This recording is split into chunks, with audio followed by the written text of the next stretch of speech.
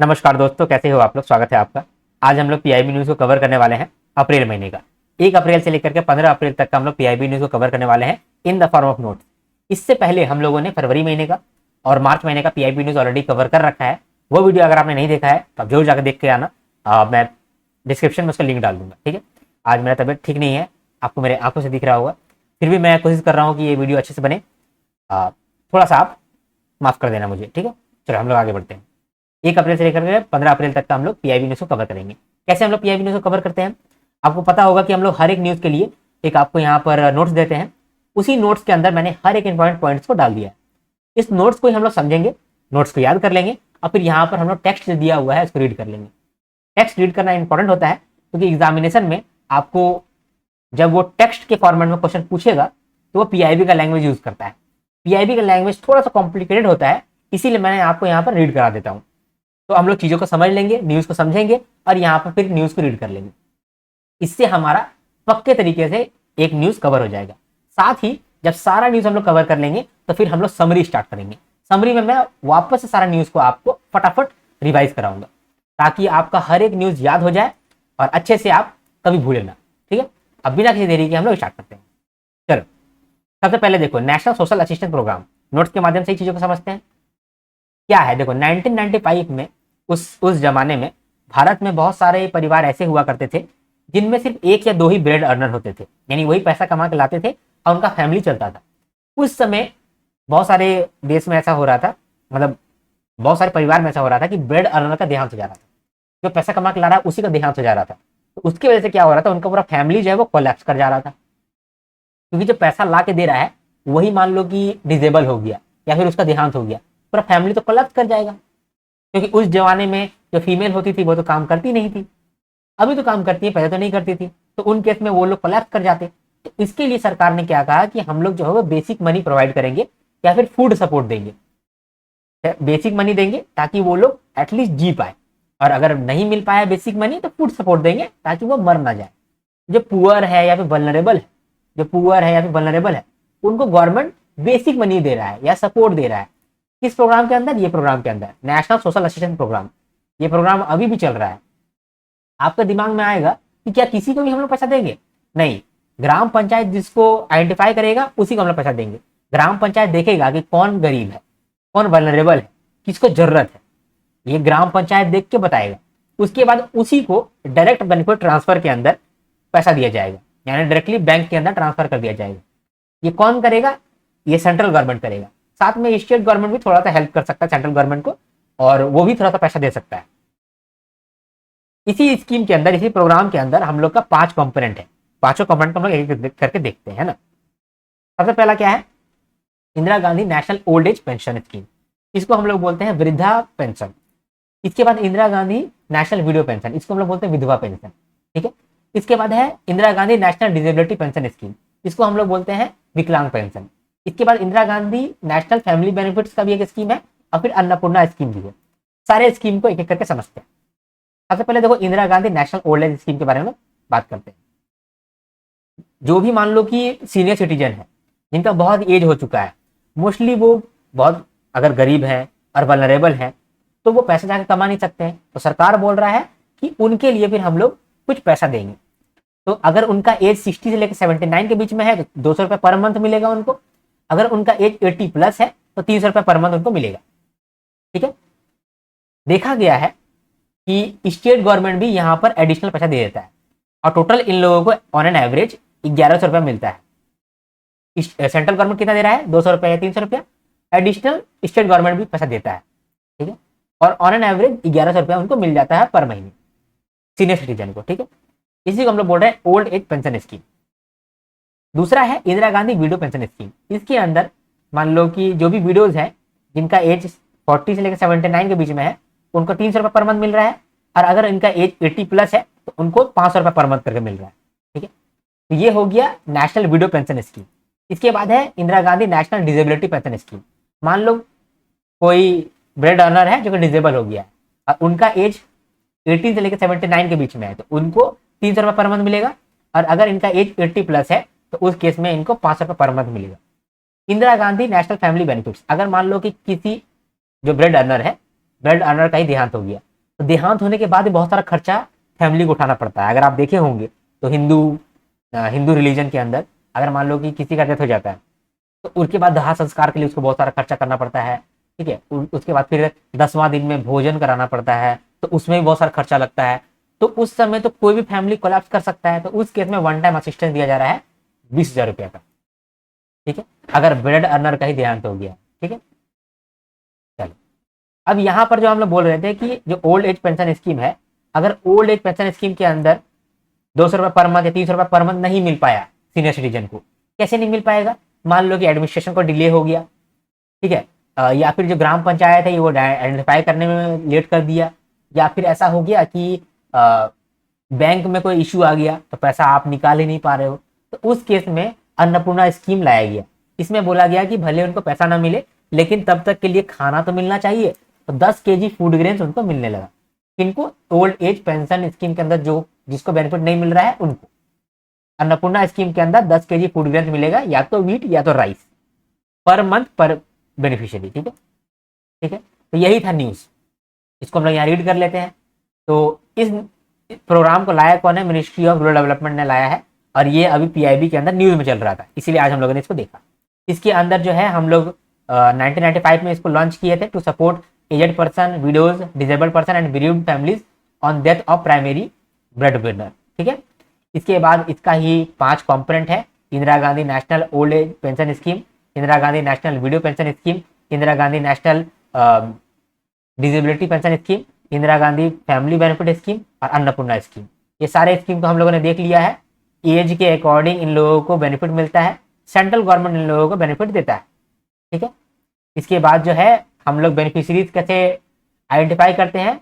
तो ग्राम पंचायत और म्यूनिसिपैलिटीज जो है ये लोग हमारा मदद करते हैं इन आइडेंटिफाइंग एलिजिबल बेनिफिशरीज। ठीक है, तो ये न्यूज तो हम लोग कवर कर लिए, अब आगे बढ़ते हैं। अब इस न्यूज को देखते हैं, इसको भी हम लोग यहाँ नोट्स के माध्यम से पहले देखेंगे और फिर रीड कर लेंगे। 1 मिनट दो, मैं चार्ज लगा लेता हूँ अपने लैपटॉप को, है ना। देखो, इंडिया के जो फार्मर्स हैं उन लोगों के लिए एक रीजन वाइज कॉन्फ्रेंस रखा गया है। क्यों रखा गया है? देखो, इंडिया जो है ना डाइवर्स कंट्री है। यहाँ पर जो राजस्थान के फार्मर्स होंगे उनको पानी का दिक्कत होगा, पंजाब के जो फार्मर्स होंगे वहाँ पर ओवर इरिगेशन है, नॉर्थ ईस्ट के जो फार्मर्स है वहाँ पर कनेक्टिविटी इशू है। ठीक है, और जो साउथ के फार्मर्स होंगे उनको अलग अलग क्लाइमेट की वजह से बहुत कुछ झेलना पड़ता होगा। इसके लिए हम लोग क्या कर रहे हैं, अलग अलग रीजन के लिए अलग अलग मीटिंग कर रहे हैं। क्यों कर रहे हैं? क्योंकि अलग अलग फार्मर्स का अलग अलग कंसर्न होगा, अलग अलग फार्मर्स के लिए अलग अलग सोल्यूशन लाना पड़ेगा, अलग अलग फार्मर्स के लिए अलग अलग स्टार्टअप लाना पड़ेगा। तो इसीलिए हम लोग रीजन वाइज कॉन्फ्रेंस कर रहे हैं, जिस कॉन्फ्रेंस में उस रीजन के साइंटिस्ट आएंगे, उसी रीजन के फार्मर के जो एफपीओ आएंगे, फार्मर के जो ग्रुप्स होते हैं वो लोग आएंगे, एग्रीकल्चर स्टार्टअप्स आएंगे, एमएनसी आएंगे और प्राइवेट सेक्टर भी आएगा। इसी मीटिंग्स में बात होगा कि मान लो कि वेस्टर्न रीजन है तो वेस्टर्न रीजन के लिए क्या क्या एग्री स्टार्टअप आ सकता है, वेस्टर्न रीजन के लिए हम लोग कनेक्टिविटी कैसे बढ़ा सकते हैं, वेस्टर्न रीजन के लिए हम लोग फार्मर्स का क्या क्या प्रॉब्लम है इसको सुन सकेंगे, फिर प्रॉब्लम को डिस्कस करेंगे और फिर कोई स्टार्टअप लेकर के आएंगे। तो अलग अलग रीजन के लिए हम लोग रीजन वाइज कॉन्फ्रेंस कर रहे हैं।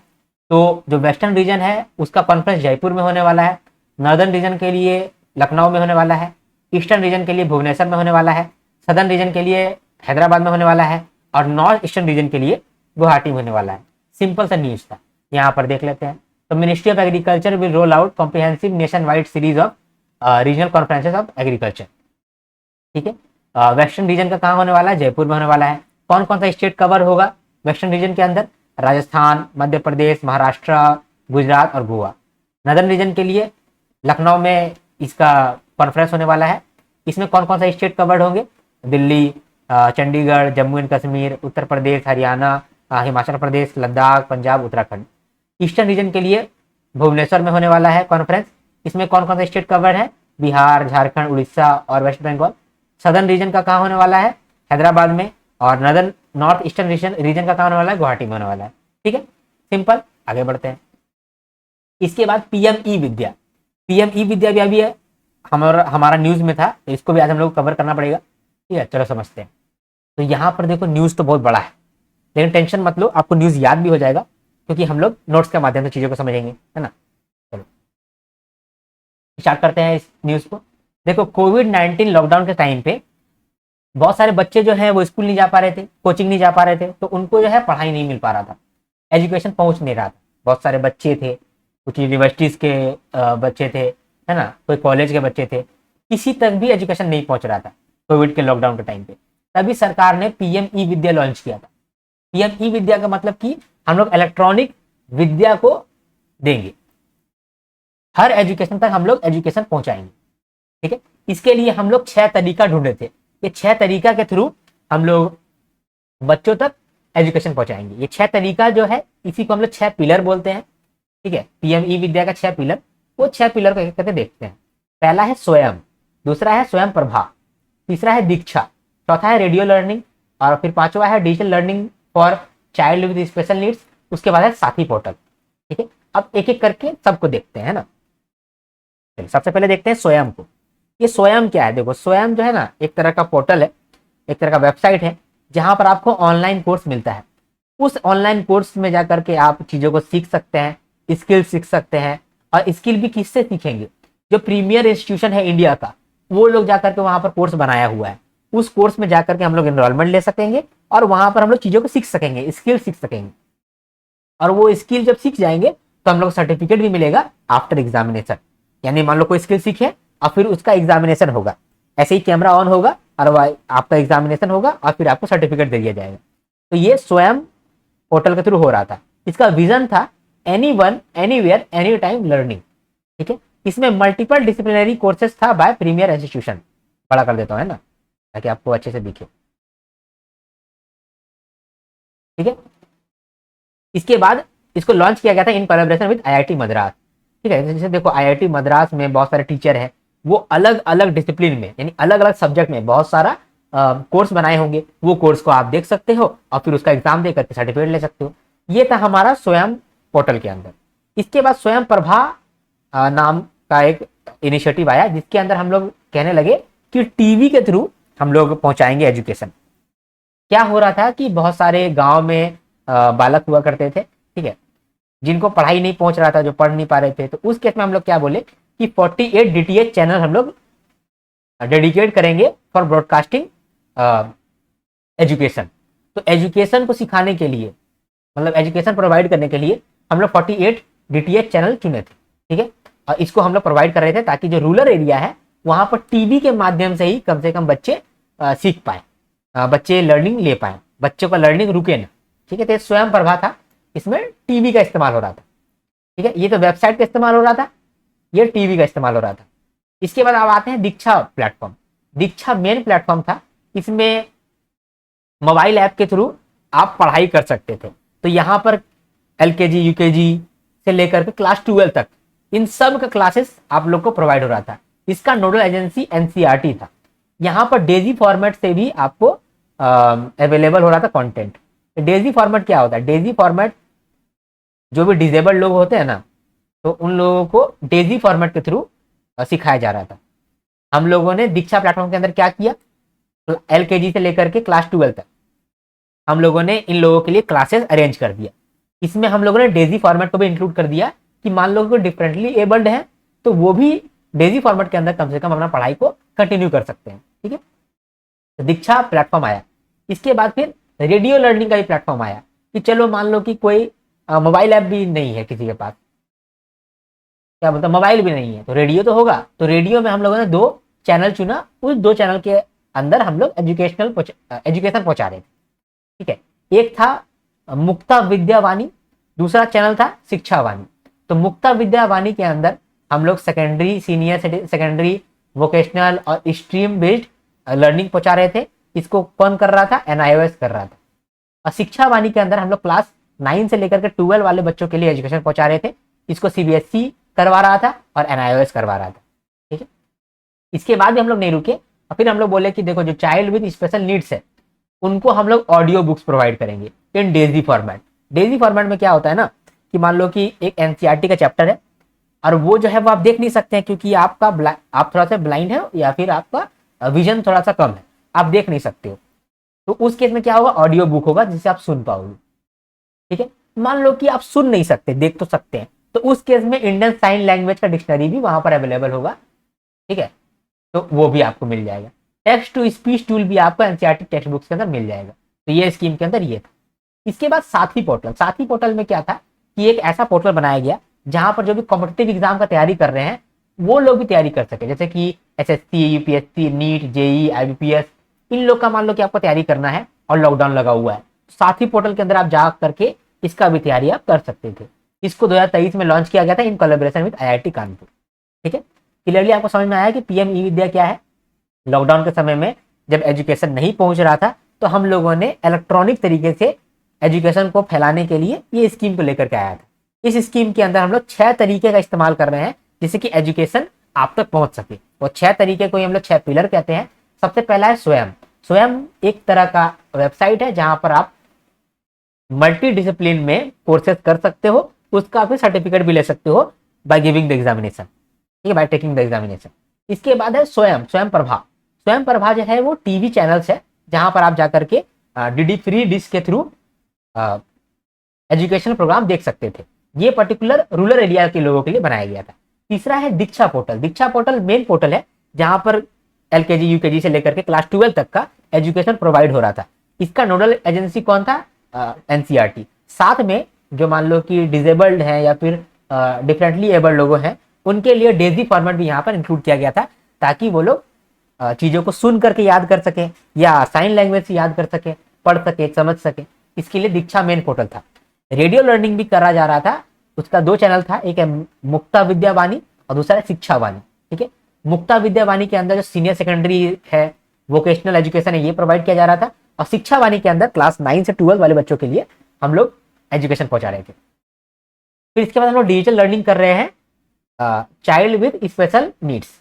इनके लिए हम लोग इंडियन साइन लैंग्वेज प्रोवाइड कराएं, डेजी फॉर्मेट में ऑडियो भी प्रोवाइड कराएं और साथ में हम लोग टेक्स्ट टू स्पीच टूल भी दिए इन एनसीईआरटी टेक्स्ट बुक। इसके बाद साथी पोर्टल भी है। इसके अंदर हम लोग जो क्वालिटी कॉम्पिटिटिव एग्जामिनेशन का कंटेंट है वो हम लोगों ने प्रोवाइड किया, जैसे कि JEE, NEET, SSC, UPSC, IPS etcetera. ठीक है, हम लोगों ने समझ लिया। आप जानते हो आप लोगों ने 3 पेज अभी याद कर लिया है, 3 पेज, ठीक है, 1 पेज में। अब रीड करते हैं। तो DIKSHA a key component of PM e Vidya has over 2 crore registered user as on March 2026। ये न्यूज है इसीलिए हम लोगों ने ये स्कीम को देखा। ठीक है, अब ये स्कीम जो है वो 2020 में लॉन्च किया गया था as an emergency digital education response amid कोविड-19। इसमें 6 पिलर है, आप देख चुके हैं। स्वयं, स्वयं प्रभा, दीक्षा, ठीक है, digital learning for child with special needs, ठीक है, रेडियो और online coaching for competitive examination, है ना। स्वयं का फुल फॉर्म क्या है? Study webs of active learning for young aspiring minds, Swayam Prabha है। इसके बाद फिर तीसरा है digital infrastructure for knowledge sharing, Diksha. ठीक है, इसके बाद ये दीक्षा जो है यही मेन है, बता दिया था आपको, है ना, ये मेन है। इसके बाद चौथा नंबर में है, चौथा पिलर है extensive use of radio, community radio and podcast. 5वां नंबर पे है special e content for CWSN यानी चाइल्ड विद स्पेशल नीड्स। फिर 6ठा नंबर पे है online coaching for competitive exam. अब सारा को हम लोगों ने यहाँ पर लिखा हुआ है, एक एक करके देखते हैं। स्वयं को देखते हैं, स्वयं प्रभा को देखते हैं, दीक्षा को देखते हैं, एजुकेशन ऑन एयर इसको देखते हैं, digital learning for child with special needs इसको भी देखते हैं और साथी पोर्टल को भी देखते हैं। आपको याद हो चुका होगा, है ना। अब फुल फॉर्म आप देख लो। स्वयं का फुल फॉर्म क्या था? Study webs of active learning for young aspiring mind. इसके अंदर हम लोग का विजन था any one, any where, any time learning, है ना। हम लोग IIT मद्रास के साथ कोलैबोरेट करके इसको लॉन्च किए थे और इसके अंदर हम लोग diverse range of courses provide कर रहे हैं across multiple discipline curated by premier institution to support holistic and rounded learning. Swayam Prabha के अंदर 48 DTH चैनल्स था जिसमें हम लोग टेलीकास्ट कर रहे हैं हाई क्वालिटी एजुकेशन प्रोग्राम को ताकि रूरल एरियाज के जो स्टूडेंट्स हैं उन तक एजुकेशन पहुंच सके। हम लोग ये ब्रॉडकास्ट कर रहे हैं through DD free dish and internet application. इसके बाद दीक्षा पोर्टल, दीक्षा का फुल फॉर्म क्या है? Digital infrastructure for knowledge sharing.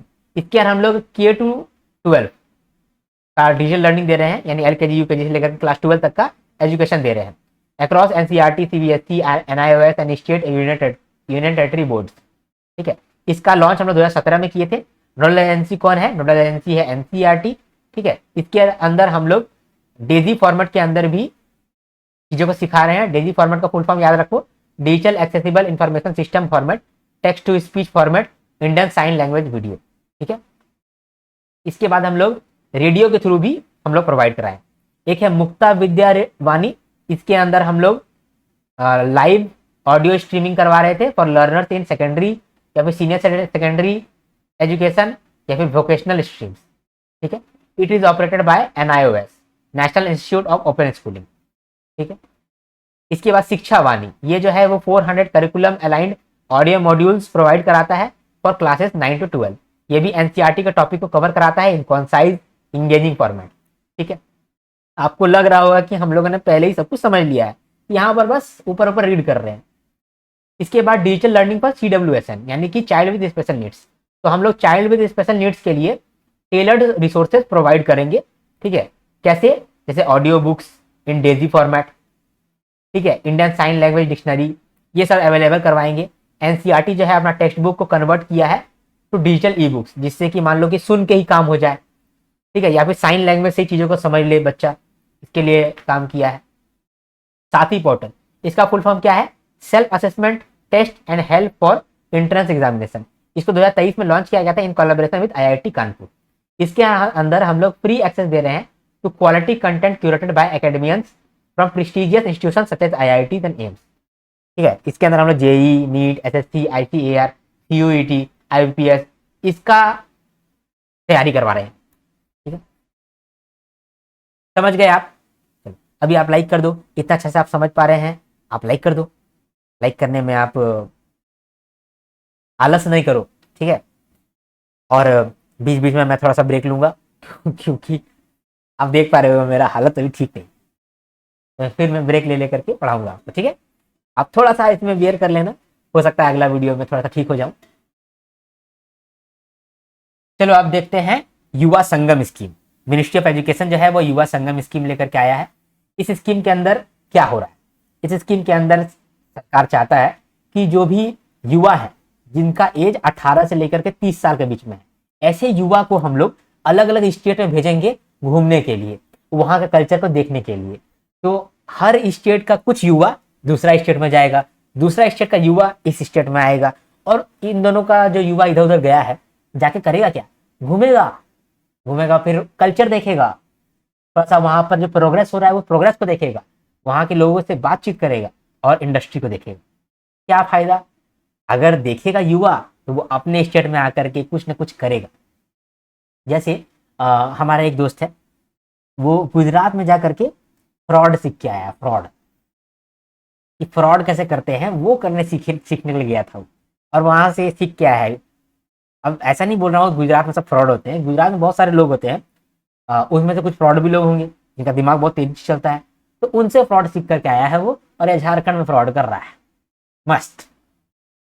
ठीक है, तो ये कैसे वो सीखा है? पहले तो दूसरा स्टेट गया, वहां पर नया नया चीज सीखा, नया नया टेक्निक सीखा कि कैसे बेवकूफ बनाया जा सकता है, वो आया है यहाँ बेवकूफ बना रहा है।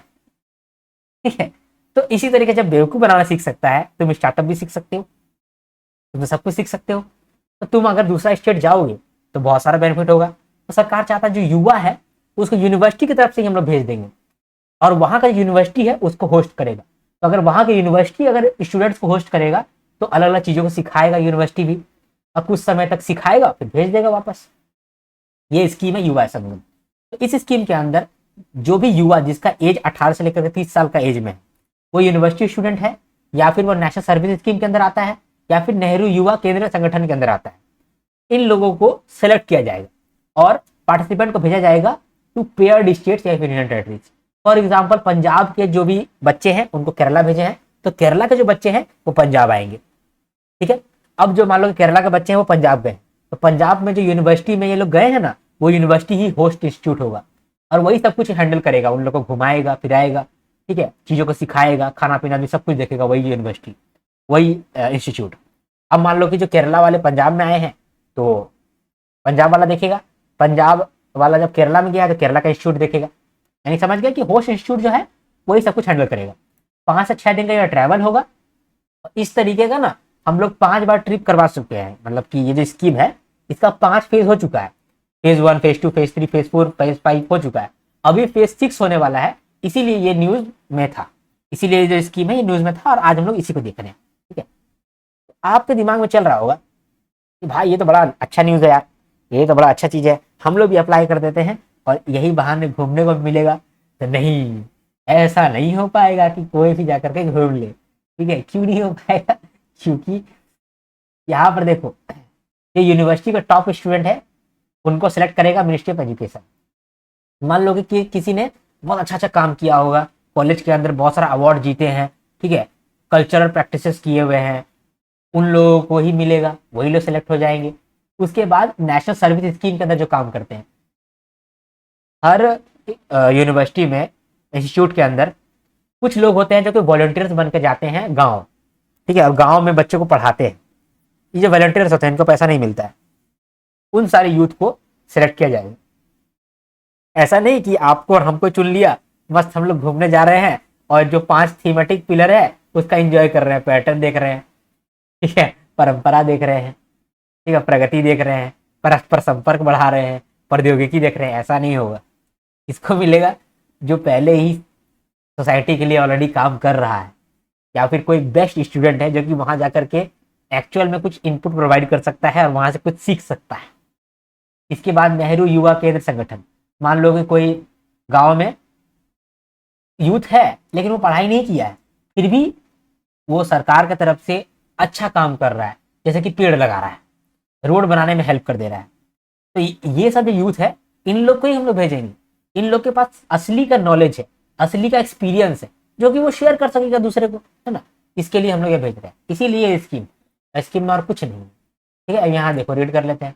मिनिस्ट्री ऑफ एजुकेशन जो है वो इम्प्लीमेंट कर रहा है ये स्कीम को। ये स्कीम को लॉन्च किया गया था अंडर एक भारत श्रेष्ठ भारत इनिशिएटिव के अंदर। इसमें हम लोग जो यंग पीपल हैं 18 से लेकर के 30 साल के एज में, from different parts of the country, इन लोगों को हम लोग ट्रैवल करवा रहे हैं।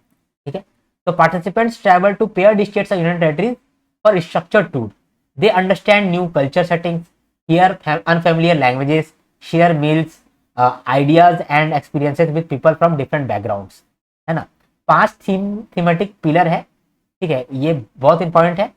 पर्यटन for tourism and heritage, Parampara for culture and tradition, Pragati for development and governance, Paraspar Sampark for people to people contact, Praudyogiki for technology and innovation.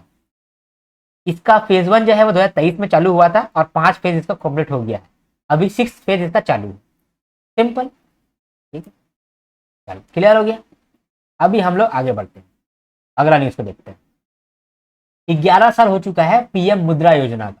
अभी हम लोग को समझना पड़ेगा कि पीएम मुद्रा योजना क्या होता है, फिर हम लोग देखेंगे कि 11 साल हो गया ना। देखो यहाँ 2 पेज है, अगर आप पढ़ने जाओगे थोड़ा सा डिफिकल्ट लगेगा, लेकिन यहाँ समझ लेंगे इजी लगने लगेगा। यहाँ से ही समझ लेते हैं भाई, तो समझते हैं। जो माइक्रो एंड स्मॉल एंटरप्राइज होते हैं, जैसे कि कोई छोटा मोटा बिजनेस है जो कि मैन्युफैक्चरिंग कर रहा है, ठीक है, मैन्युफैक्चरिंग कर रहा है या ट्रेडिंग कर रहा है या सर्विसेज दे रहा है, लेकिन वो छोटा है, ठीक है। ये लोग जो है बिजनेस प्लान इन लोग के पास है, लेकिन इन लोग को लोन नहीं मिल पाता है। क्यों? क्योंकि इनके पास कोई कोलेटरल नहीं है। तो उस केस में पीएम मुद्रा योजना आया था 2015 में, और यहाँ कहा गया कि अगर आपके पास कोई कोलेटरल नहीं है, कोई भी सामान गिरवी रखने के लिए नहीं है, फिर भी आपको लोन मिलेगा। ठीक है, साथ में वर्किंग कैपिटल भी मिलेगा via overdraft facility. Working capital का मतलब होता है कि आपको डे टू डे लाइफ में कुछ खर्चा करने के लिए पैसा मिलेगा। ठीक है, तो ये हम लोग पीएम मुद्रा योजना के अंदर दे रहे हैं। तो पीएम मुद्रा योजना के अंदर हम लोग 4 कैटेगरी बनाए हैं। 4 कैटेगरी के अंदर अलग अलग लोन आपको मिल सकता है। एक कैटेगरी होता है शिशु, फिर किशोर, फिर तरुण, अभी तरुण प्लस। अगर आप स्टार्ट कर रहे हो तो आप शिशु का लोन ले सकते हो। इसमें आपको 50,000 के अंदर तक का लोन मिलता है, या तो 50,000 या तो 50,000 से कम का लोन आपको मिलता है। ठीक है, इसके बाद अगर आप और थोड़ा सा ग्रो कर जाते हो एज ए बिजनेस, तो आपको 50,000 से लेकर के 5 लाख तक का लोन मिल सकता है। उसको हम लोग बोलते हैं किशोर कैटेगरी। इसके बाद फिर 5 लाख से 10 लाख तक का लोन मिल सकता है, उसको हम लोग बोलते हैं तरुण कैटेगरी। और 10 लाख से लेकर के 20 लाख तक का आपको लोन मिल सकता है, उसको बोलते हैं हम लोग तरुण प्लस कैटेगरी। ये जो तरुण प्लस कैटेगरी है 2024 में आया था और ये न्यू। ठीक है, तो स्टार्ट करने के लिए आप शिशु लोन ले लो, ग्रो करने के लिए किशोर लोन ले सकते हो, एक्सपैंड करने के लिए तरुण लोन ले सकते हो और स्केल करने के लिए तरुण प्लस ले सकते हो। ठीक है, ये जो शिशु लोन है ना, शिशु लोन यानी कि जो बहुत स्टार्ट करने के लिए कोई लोन ले रहा है, तो इसमें सरकार बोल रहा है कि कुछ इंसेंटिव भी देंगे। रुको, क्या इंसेंटिव मिलेगा? 2% का इंटरेस्ट सबवेंशन मिलेगा फॉर 12 मंथ, यानी पहला 12 महीने आपको जितना भी इंटरेस्ट पे करना होता है ना, उसका 2% कम पे करना पड़ेगा। ये सरकार बेनिफिट दे रहा है पीएम मुद्रा योजना के अंदर। अभी कुछ कुछ अचीवमेंट भी हुआ है, जैसे कि जो बेस्ट परफॉर्मर है, कौन कौन सा स्टेट में ज्यादा से ज्यादा पीएम मुद्रा योजना का बेनिफिट मिल सका है, कौन कौन सा ऐसा स्टेट है। नंबर 1 पे है यूपी, फिर है बिहार, फिर है महाराष्ट्र। ठीक है। इसके बाद पीएम मुद्रा योजना के अंदर 59.81% वुमेन बोरोवर है। ठीक है, और 21% न्यू एंटरप्रेन्योर बोरोवर है। ये दो डेटा को आप डिस्क्रिप्टिव पॉइंट ऑफ व्यू से इंपॉर्टेंट मानेंगे, क्योंकि डिस्क्रिप्टिव में आप ये दो डेटा का यूज कर पाओगे। ठीक है, तो यहाँ पर हम लोगों ने सिंपली समझ लिया, क्या समझ लिया कि जो भी माइक्रो और स्मॉल एंटरप्राइज है, जो कि मैन्युफैक्चरिंग में काम कर रहे हैं, ट्रेडिंग में काम कर रहे हैं, एग्रीकल्चर में काम कर रहे हैं, मतलब एलाइड एग्रीकल्चर एक्टिविटीज में काम कर रहे हैं, एग्रीकल्चर में नहीं, एलाइड एक्टिविटीज में। ठीक है, इस पे काम कर रहे हैं। इन लोग के पास एक बिजनेस प्लान भी है, लेकिन लोन नहीं मिल पा रहा है फिर भी, क्योंकि कोलेटरल नहीं है। तो इन लोगों को हम लोग लोन दे रहे हैं वाया पीएम मुद्रा योजना। इसके अंदर हम लोग 4 कैटेगरी में लोन देते हैं, शिशु, किशोर, तरुण और तरुण प्लस। ठीक है, इसमें आपको कोई भी कोलेटरल का दरकार नहीं है और आपको वर्किंग कैपिटल भी मिलता है। और अगर आप मान लो शिशु लोन ले रहे हो, यानी 50,000 या फिर उससे कम का लोन ले रहे हो, तो उस केस में आपको पहला 12 महीने 2% का इंटरेस्ट सबवेंशन भी मिल जाता है। पीएम मुद्रा योजना के अंदर अचीवमेंट क्या क्या है? जो बेस्ट परफॉर्मर है वो यूपी, बिहार और महाराष्ट्र है। 59.81% वुमेन बोरोवर्स रही है और 21% न्यू एंटरप्रेन्योर रहे। ठीक है, रीडिंग कर लेते हैं। देखो 2 पेज यहाँ पर हम लोग को समझना था, लेकिन इंपॉर्टेंट बस इतना ही था, इतना ही आपको याद कर लेना है और यहाँ पर रीड कर लेना है। ठीक है, तो 11 साल हो चुका है पीएम मुद्रा योजना का। क्यों? क्योंकि ये 2015 में ना लॉन्च हुआ था, 11 साल तो हो ही जाना है, वही है। ठीक है, to foster financial inclusion by offering accessible credit to non corporate, non agriculture, small and micro enterprises for income generating purpose. ठीक है, जो नॉन एग्रीकल्चर है, मैंने यहाँ पर आपको क्या बोला, एलाइड एग्रीकल्चर एक्टिविटीज। तो जो एग्रीकल्चर के अलावा जो एलाइड एग्रीकल्चर एक्टिविटीज है, उन लोगों को और माइक्रो और स्मॉल एंटरप्राइजेस को, उन लोगों को ही सिर्फ हम लोग मुद्रा योजना के अंदर बेनिफिट दे रहे हैं। ठीक है, 2015 में ये लॉन्च हुआ था। इंप्लीमेंटिंग एजेंसी कौन है? मुद्रा। मुद्रा मतलब कि micro unit development and refinance agency limited. इसका एलिजिबिलिटी क्या है कि अगर मान लो कि कोई इंडियन सिटीजन है जिसके पास एक फिजिबल बिजनेस प्लान है, ठीक है, और उसका क्रेडिट रिक्वायरमेंट 20 लाख से कम, तो उसको पीएम मुद्रा योजना के अंदर लोन मिल जाएगा।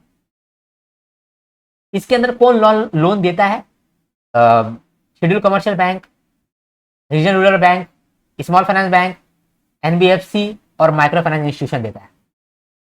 ठीक है, तो अगर मान लो आपको क्वेश्चन पूछेगा कि अर्बन कोऑपरेटिव बैंक, तो आपका आंसर होगा नहीं। ठीक है, इसके बाद लोन कैटेगरी यहां पर दिया हुआ है, चारों लोन कैटेगरी यहां पर दिया हुआ है।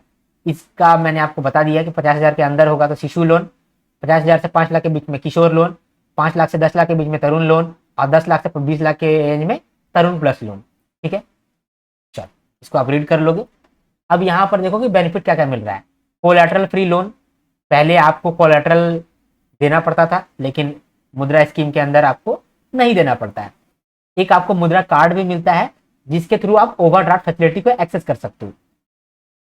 और अगर ओवरड्राफ्ट फैसिलिटी आप एक्सेस कर पाओगे तो वर्किंग कैपिटल भी आपको मिल पाएगा।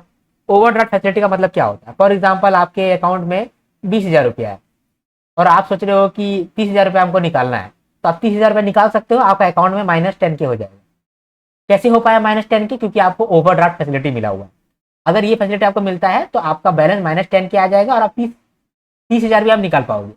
ठीक है, और अगर आपको ओवरड्राफ्ट फैसिलिटी नहीं मिलेगा तो आप क्या करोगे? 30,000 नहीं निकाल पाओगे, 20,000 निकाल पाओगे। ठीक है, तो यहाँ पर बोला जा रहा है कि आपको ओवरड्राफ्ट फैसिलिटी भी दिया जा रहा है कि आप आराम से एक्स्ट्रा पैसा भी आप निकाल सकते हो, ताकि अगर आपको कभी बीच में काम करते हुए भी कैपिटल को जरूरत पड़े तो आप ले सकते हो। ठीक है, इसके बाद 2% का आपको इंटरेस्ट सबवेंशन भी मिलता है फॉर टाइमली रिपेमेंट ऑफ शिशु लोन्स। कुछ अचीवमेंट है उसमें से बेस्ट परफॉर्मिंग स्टेट्स को देख लो। पहला है उत्तर प्रदेश, फिर उसके बाद है फिर आपका बिहार और महाराष्ट्र, ठीक है। यूपी मेन था यूपी, बिहार और महाराष्ट्र, ठीक है। वुमेन बरोबर कितनी है 59.81% जो है वो वुमेन बरोबर है, और न्यू एंटरप्रेन्योर कितना है 21%। SC ST OBC बेनिफिशियरी कितना है 45.52%। ओके, इसके बाद यहां पर लिखा हुआ है कि as a percentage of number of loan, जितना भी लोन हम लोग प्रोवाइड करते हैं उसमें से शिशु लोन कितना होता है 74%, किशोर लोन कितना होता है 24%, तरुण लोन कितना होता है 2% और तरुण प्लस लोन कितना होता है 0.004%। इसमें हम लोग अमाउंट में देखा जाए तो किस कैटेगरी में हम लोग ज्यादा अमाउंट लोन देते हैं, यानी वैल्यू की बात करें तो क्या होगा, तो 32% शिशु लोन के अंदर हम लोग देते हैं, किशोर के अंदर 43% और तरुण के अंदर 25%। ये याद रख लेना कि सबसे ज्यादा लोन किस में दिया जाता है शिशु के अंदर, और सबसे ज्यादा अमाउंट किस में दिया जाता है किशोर के अंदर। क्लियर हो गया। अब करियर कार्ड को भी देख लेते हैं। देखो, जो भी चिल्ड्रन है स्पेशल नीड्स के साथ, मान लो कि कोई देख नहीं सकते या कोई बोल नहीं सकते, कोई सुन नहीं सकते, तो ऐसे बच्चे को स्पेशल नीड चाहिए, ठीक है। तो वैसे बच्चे को ना करियर गाइडेंस नहीं मिल पाता है, तो हम लोगों ने क्या किया है, हम लोग मतलब कि मिनिस्ट्री ऑफ एजुकेशन ने क्या किया है, उन लोगों के लिए करियर कार्ड लेकर के आया। करियर कार्ड एक तरह का कार्ड रहता है, उस कार्ड में अलग अलग करियर के बारे में लिखा हुआ रहता है। फॉर एग्जाम्पल कोई कार्ड अगर मैं निकाल पाऊं, निकाल कर दिखाता हूं आपको, अभी कार्ड में कुछ कुछ लिखा हुआ है। फॉर एग्जाम्पल देखो, ये फॉर एग्जाम्पल एक कार्ड है, ठीक है। तो अगर मान लो आप, ये कार्ड है करियर कार्ड, तो यहाँ पर क्या होगा कि यहाँ पर एक फोटो बना रहेगा टीचर का, और टीचर क्या करता है वो लिखा रहेगा, टीचर का कितना सैलरी हो सकता है ये लिखा रहेगा, टीचर का आगे में वो क्या क्या कर सकता है वो लिखा रहेगा। फिर मान लो दूसरा कार्ड है, इस कार्ड के अंदर लिखा है IAS ऑफिसर। IAS ऑफिसर क्या करता है, उसका कितना सैलरी हो सकता है, कितना बेनिफिट कमा सकता है वो लिखा हुआ है। तो एक कार्ड टीचर का, एक कार्ड आपका IAS ऑफिसर का, एक कार्ड आपका RBI ऑफिसर। RBI ऑफिसर के कार्ड में RBI ऑफिसर का फोटो रहेगा कि वो किस तरह का दिखने वाला है, वो क्या करने वाला है, मतलब कितना पैसा अर्न करेगा, वो क्या क्या इम्पैक्ट डालेगा देश में, उसका क्या कॉन्ट्रीब्यूशन रहेगा, वो सब चीज लिखा रहेगा। तो अलग अलग कार्ड रहेगा जहां पर अलग अलग प्रोफेशन का इंफॉर्मेशन रहेगा, और उसी कार्ड को हम लोग बांटेंगे। किनको बांटेंगे, चिल्ड्रन विद स्पेशल नीड्स को बांटेंगे, ताकि वो लोग सीख सकें कि कितना सारा प्रोफेशन होता है, कितना सारा करियर है, अलग अलग करियर में हम लोग कहाँ कहाँ पहुंच सकते हैं।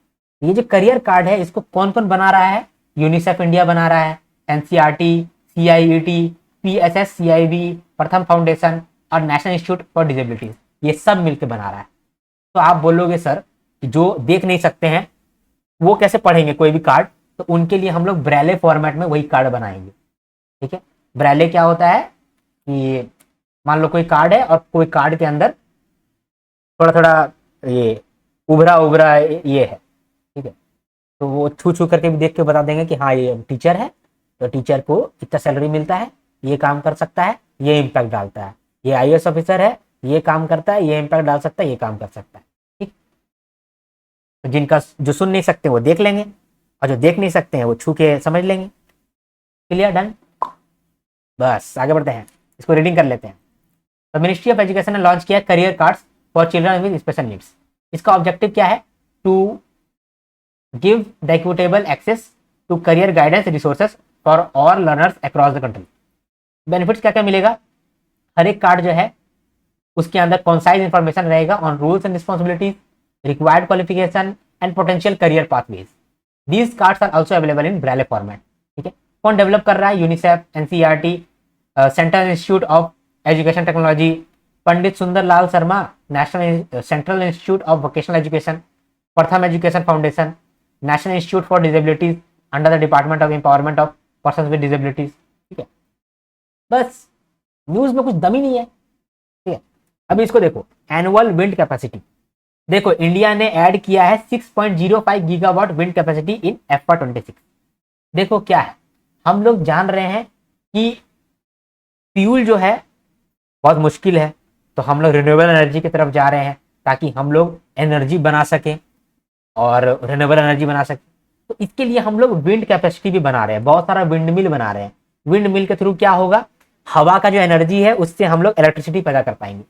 तो उसके लिए बहुत सारा विंड मिल चाहिए, तो बहुत सारा विंड मिल हम लोग बना रहे हैं 2026 में, मतलब सॉरी 2025 से लेकर के 2026 में, यानी FY26 में हम लोगों ने 6.05 गीगावाट का कैपेसिटी ऐड किया है।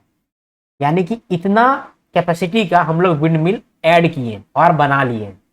ये हाईएस्ट एवर कैपेसिटी एडिशन है विंड पावर के अंदर। हम लोग जो है FY25 से FY26 में कितना ग्रोथ किए हैं, 46% का ग्रोथ किए हैं। अभी इंडिया का टारगेट है कि 500 गीगावाट का हम लोग कैपेसिटी बना ले of non fossil fuel based energy capacity by 2030। 2030 तक हम लोग नॉन फॉसिल फ्यूल का 500 गीगावाट कैपेसिटी हम लोग बना ले, ये हमारा टारगेट है। इतना ही इंपॉर्टेंट था इस न्यूज के अंदर। अभी हम लोग इसको रीड कर लेते हैं, रीड कर लो। India achieved its highest ever annual wind capacity addition of 6.05 gigawatt. ठीक है, ये जो अचीवमेंट है ये हम लोग अभी पाए हैं। ठीक है, इससे पहले हम लोग ज्यादा एडिशन कब किए थे, FY17 में हम लोग सबसे ज्यादा एडिशन किए थे 5.5 गीगावाट का। अब इस साल हम लोग उस साल से भी ज्यादा एडिशन किए। It is an increase of nearly 46% over the capacity in FY25। ठीक है, इसके बाद प्राइमरी कंट्रीब्यूटर कौन कौन से स्टेट्स रहे हैं, गुजरात, कर्नाटका, महाराष्ट्र। जो बड़ा बड़ा स्टेट्स है वहां पर ज्यादा विंड कैपेसिटी का बना है। ठीक है, गुजरात, कर्नाटका और महाराष्ट्र। इंडिया का टारगेट क्या है, of achieving the national target of 500 gigawatt of non fossil fuel based energy capacity by 2030। ठीक है, समझ गए। अब हम लोग सागरमाला प्रोग्राम को समझते हैं। ठीक है, उससे पहले मैं फिर से एक ब्रेक लेना चाहूंगा क्योंकि ब्रेक का जरूरत है हमको अभी। ठीक है, चलो अब वापस से रिज्यूम करते हैं। देखो, सागरमाला प्रोग्राम अभी न्यूज में चल रहा है, तो समझते सागरमाला प्रोग्राम है क्या। देखो, हम लोग जो है ना अभी मोस्टली सामान जो भेजते हैं या फिर हम सामान को एक जगह से दूसरी जगह ले जाते हैं, वो रोडवेज के थ्रू ले जाते हैं या फिर रेलवेज के थ्रू ले जाते हैं ना। या तो हम लोग या ट्रक वरक से ले जाएंगे तो ट्रेन से ले जाएंगे, मालगाड़ी जो आप सुने होंगे। उसमें थोड़ा सा ना खर्चा ज़्यादा होता है। लेकिन अगर हम लोग यहाँ पर वाटर वेज के थ्रू चीज़ों को लेके जाएंगे ना तो खर्चा कम लगता है। वाटर लॉजिस्टिक जो होता है वो हमेशा चीप होता है और फास्टर भी होता है। आप कभी भी देखे होंगे कि मान लो गंगा गंगा जब आप पार करोगे तो रास्ता बड़ा होता है। ठीक है, कभी मान लो गंगा को आप क्रॉस करके कोई दूसरी जगह जा रहे हो तो आपको बहुत दूर से जाना पड़ेगा। और अगर आप सीधा बोट के थ्रू जाओगे तो आप 5-10 मिनट के अंदर पहुंच जाओगे, 5-10 मिनट के अंदर आप पार कर लोगे। उसमें खर्चा भी कम लगता है और फास्टर भी होता है। तो वाटर लॉजिस्टिक फास्टर भी होगा और चीपर भी होगा। तो हम लोग जो है एक्सपोर्ट करने के लिए इतना जो खर्चा करते हैं, अगर हम लोग वाटर के थ्रू ही एक्सपोर्ट कर दें तो कितना आसान हो जाएगा। साथ में हमारे इंडिया के अंदर ही एक जगह से लेकर दूसरा जगह अगर हम लोग को पहुंचाना है कोई सामान और वाटरवेज का इस्तेमाल कर ले तो सस्ता पड़ जाएगा। तो हम लोग कुछ ऐसा इस्तेमाल करते हैं तरीका जिसमें से कि हम लोग रोडवेज को, रेलवे को और वाटरवेज को, तीनों को हम लोग इफेक्टिवली यूज कर पाए। इसीलिए हम लोग सागरमाला प्रोग्राम लेकर के आए हैं, ताकि सागरमाला प्रोग्राम के अंदर जो भी पोर्ट है जहां पर सामान पहुंचता है या फिर जहां से सामान निकलेगा उस पोर्ट तक रास्ता बना दो, और वो जो पोर्ट है उसको थोड़ा सा इम्प्रोवाइज करो ताकि जो भी सामान वहां पर आ रहा है सही से आ सके, जो सामान वहां से जा रहा है सही से जा सके। ठीक है, जो भी एक्सीडेंट्स वगैरह होता है वो नहीं हो। इसके लिए हम लोग सागरमाला प्रोग्राम लेकर के आए थे। इसमें हम लोगों का 5 थीम है। ठीक है, 5 पिलर उसको बोल सकते हो। 5 क्या क्या काम करेंगे हम लोग। पहला, पोर्ट को हम लोग इम्प्रूव करेंगे। जो भी नया पोर्ट है उसको नया बनाएंगे। मान लो कि जहाँ पोर्ट नहीं है पोर्ट बनाएंगे, और जहाँ पर पोर्ट है पुराना है उसको मॉडर्नाइज करेंगे। यानी कि हर पोर्ट को हम लोग इम्प्रूव करेंगे। दूसरा, पोर्ट तक रोडवेज या फिर रेलवे पहुंचा। पोर्ट के पास कोई सामान लाने का जगह तो होना चाहिए, सामान लाने का रास्ता तो होना चाहिए, तभी तो आगे हम लोग सामान पानी के थ्रू भेज सकेंगे। तो पोर्ट तक या तो रोड लाओ या तो रेलवेज कनेक्ट करो। ठीक है, तो पोर्ट कनेक्टिविटी इनहेंसमेंट करो। तीसरा, पोर्ट के पास इंडस्ट्री लगाओ। मान लो कोई सामान तुम पोर्ट के पास सेंड कर रहे हो, तो अगर पोर्ट के पास ही तुम लोग इंडस्ट्री बनाओगे तो तुम लोगों को ट्रांसपोर्ट करने का भी खर्चा नहीं होगा, है ना। तो तुम पोर्ट के पास ही कोई इंडस्ट्रियलाइजेशन करो ताकि पोर्ट का जो लोग भी है, पोर्ट के अगल बगल जो लोग हैं वो लोग को भी काम मिल सके। तो पोर्ट लेड इंडस्ट्रियलाइजेशन करो। तो कोस्टल लोगों को बेनिफिट दो, कोस्टल कम्युनिटी डेवलपमेंट कराओ। जैसे तुम कोस्ट के पास अगर इंडस्ट्री लगाओगे तो ऑटोमेटिकली बेनिफिट मिल जाएगा। पोर्ट को इंप्रूव करोगे, कैमरा लगाओगे, वहाँ सिक्योरिटी ऐड करोगे तो भी उन लोगों को बेनिफिट पहुंच जाएगा। फिर वाटर ट्रांसपोर्ट बढ़ाओ। जो कोस्टल शिपिंग है उसको बढ़ाओ। कोस्टल शिपिंग का मतलब और इनलैंड वाटरवेज का मतलब, देखो दो तरीके का शिपिंग होता है। जैसे मान लो ये हमारा इंडिया है, ठीक है, ये इंडिया है, मान लो ऐसे ये है, मान लो ऐसे, ठीक है। अरे कितना गंदा है, हैंड राइटिंग बन जा रहा है। देखो अच्छा से बनाते हैं। हमारे इंडिया का बात है, जय हिंद जय भारत बोलते हैं, और इंडिया का मैप नहीं बना पाएंगे तो शर्म का बात नहीं हो जाएगा? ऐसा ही कुछ है, ठीक है। हो सकता है आपको दिखेगा नहीं, छोड़ो, जैसा भी है अच्छा है, ठीक है, मतलब कि ठीक है, मैनेज कर लो। तो ये जो कोस्टल एरिया से कोई सामान अगर हम लोग भेज रहे हैं, कोस्टल एरिया से कोई सामान भेज रहे हैं, उसको हम लोग बोल रहे हैं कोस्टल शिपिंग, ठीक है। मान लो कि यहाँ पर भी तो बहुत सारा नदी होगा, हाँ, तो अगर मान लो कि एक नदी के थ्रू हम लोग दूसरा यहाँ पर पहुंचा रहे हैं, यहाँ से कोई सामान भेजे हैं, वो नदी से ही पार होते होते यहाँ तक पहुंचेगा, तो इसको हम लोग बोलते हैं इनलैंड वाटरवेज। इनलैंड का मतलब कि हमारे देश के अंदर ही जो वाटरवेज है उसको हम लोग बोल रहे हैं इनलैंड वाटरवेज। तो हम लोग दोनों ही शिपिंग करेंगे, कोस्टल शिपिंग भी करेंगे जिससे हम लोग सामान एक्सपोर्ट कर पाए, और दूसरा हम लोग इनलैंड वाटरवेज को भी इस्तेमाल करेंगे। इसके लिए सागरमाला प्रोग्राम आया था 2015 में, ठीक है। अभी कितना साल हो गया, 2026 हो गया, 11 साल हो गया, ठीक है। तो इसमें जो है सागर माला 1.0 का कुछ अचीवमेंट हुआ है, इसीलिए हम लोग सागर माला 2.0 लेकर के आए हैं। सागर माला 1.0 के अंदर क्या क्या अचीवमेंट हुआ है? कोस्टल शिपिंग जो है वो 118% से बढ़ा है इन दिस डिकेड। ये 10 साल में, पिछला 10 साल में कोस्टल शिपिंग 118% से बढ़ा है, ठीक है। इनलैंड वाटरवेज कार्गो जो है वो 700% से बढ़ा है, और वर्ल्ड का टॉप 100 पोर्ट्स के अंदर 9 पोर्ट इंडिया का आता है, ठीक है। सागरमाला 2.0 के अंदर भी आउटले रखा गया है 85,000 करोड़, ये चालू होने वाला है, ठीक है। सागरमाला के अंदर 4 कमिटी है, या फिर बोलो कि 4 काउंसिल है वगैरह वगैरह, इंस्टीट्यूशन है, 4 इंस्टीट्यूशन है। सबसे पहला क्या है? National Sagarmala apex committee. ये जो है ये पॉलिसी बनाता है और पॉलिसी को मॉनिटर करता है। इसके नीचे आता है मैरीटाइम स्टेट डेवलपमेंट काउंसिल। ये क्या करता है?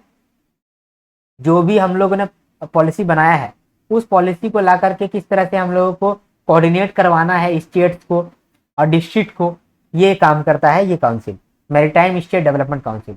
ये सेंट्रल गवर्नमेंट को, स्टेट गवर्नमेंट को और डिस्ट्रिक्ट को, सबको आपस में बात कराता है। फिर तीसरा लेवल पे आता है स्टेट सागरमाला कमेटी, जो कि एक्चुअली में एग्जीक्यूशन करवाता है।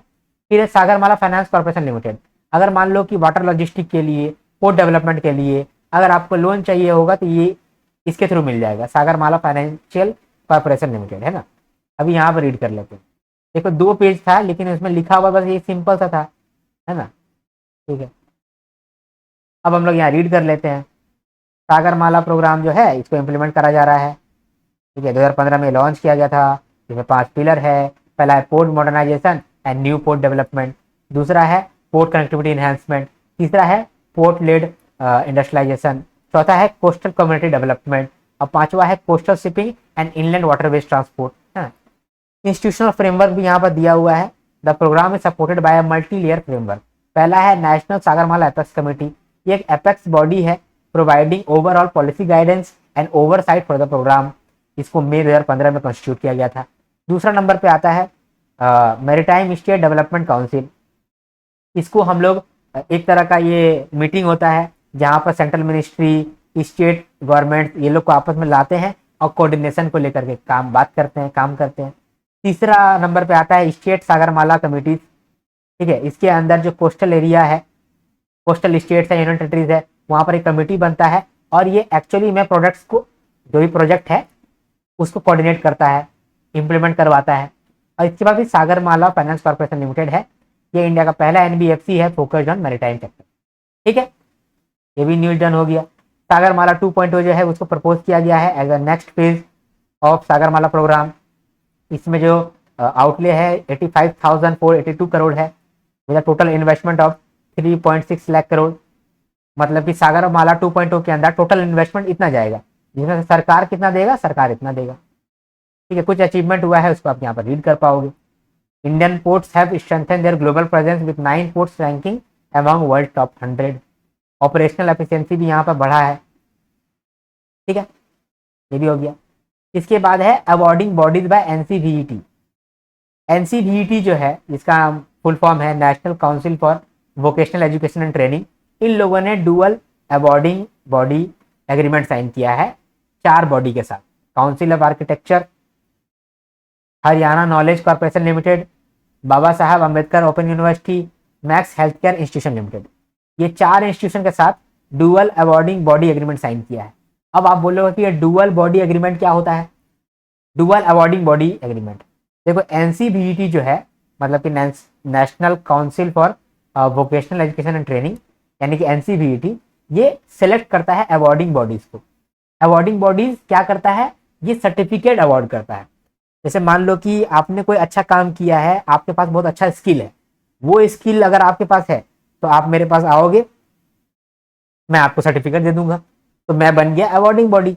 तो इस तरीके का 2 अवॉर्डिंग बॉडी होता है। एक होता है स्टैंडर्ड अवॉर्डिंग बॉडी जो कि सिर्फ सर्टिफिकेट दे रहा है, एक होता है डुअल अवॉर्डिंग बॉडी जो कि ट्रेनिंग कराता है, आपका असेसमेंट कराता है और फिर सर्टिफाई करता है, आपको सर्टिफिकेट देता है।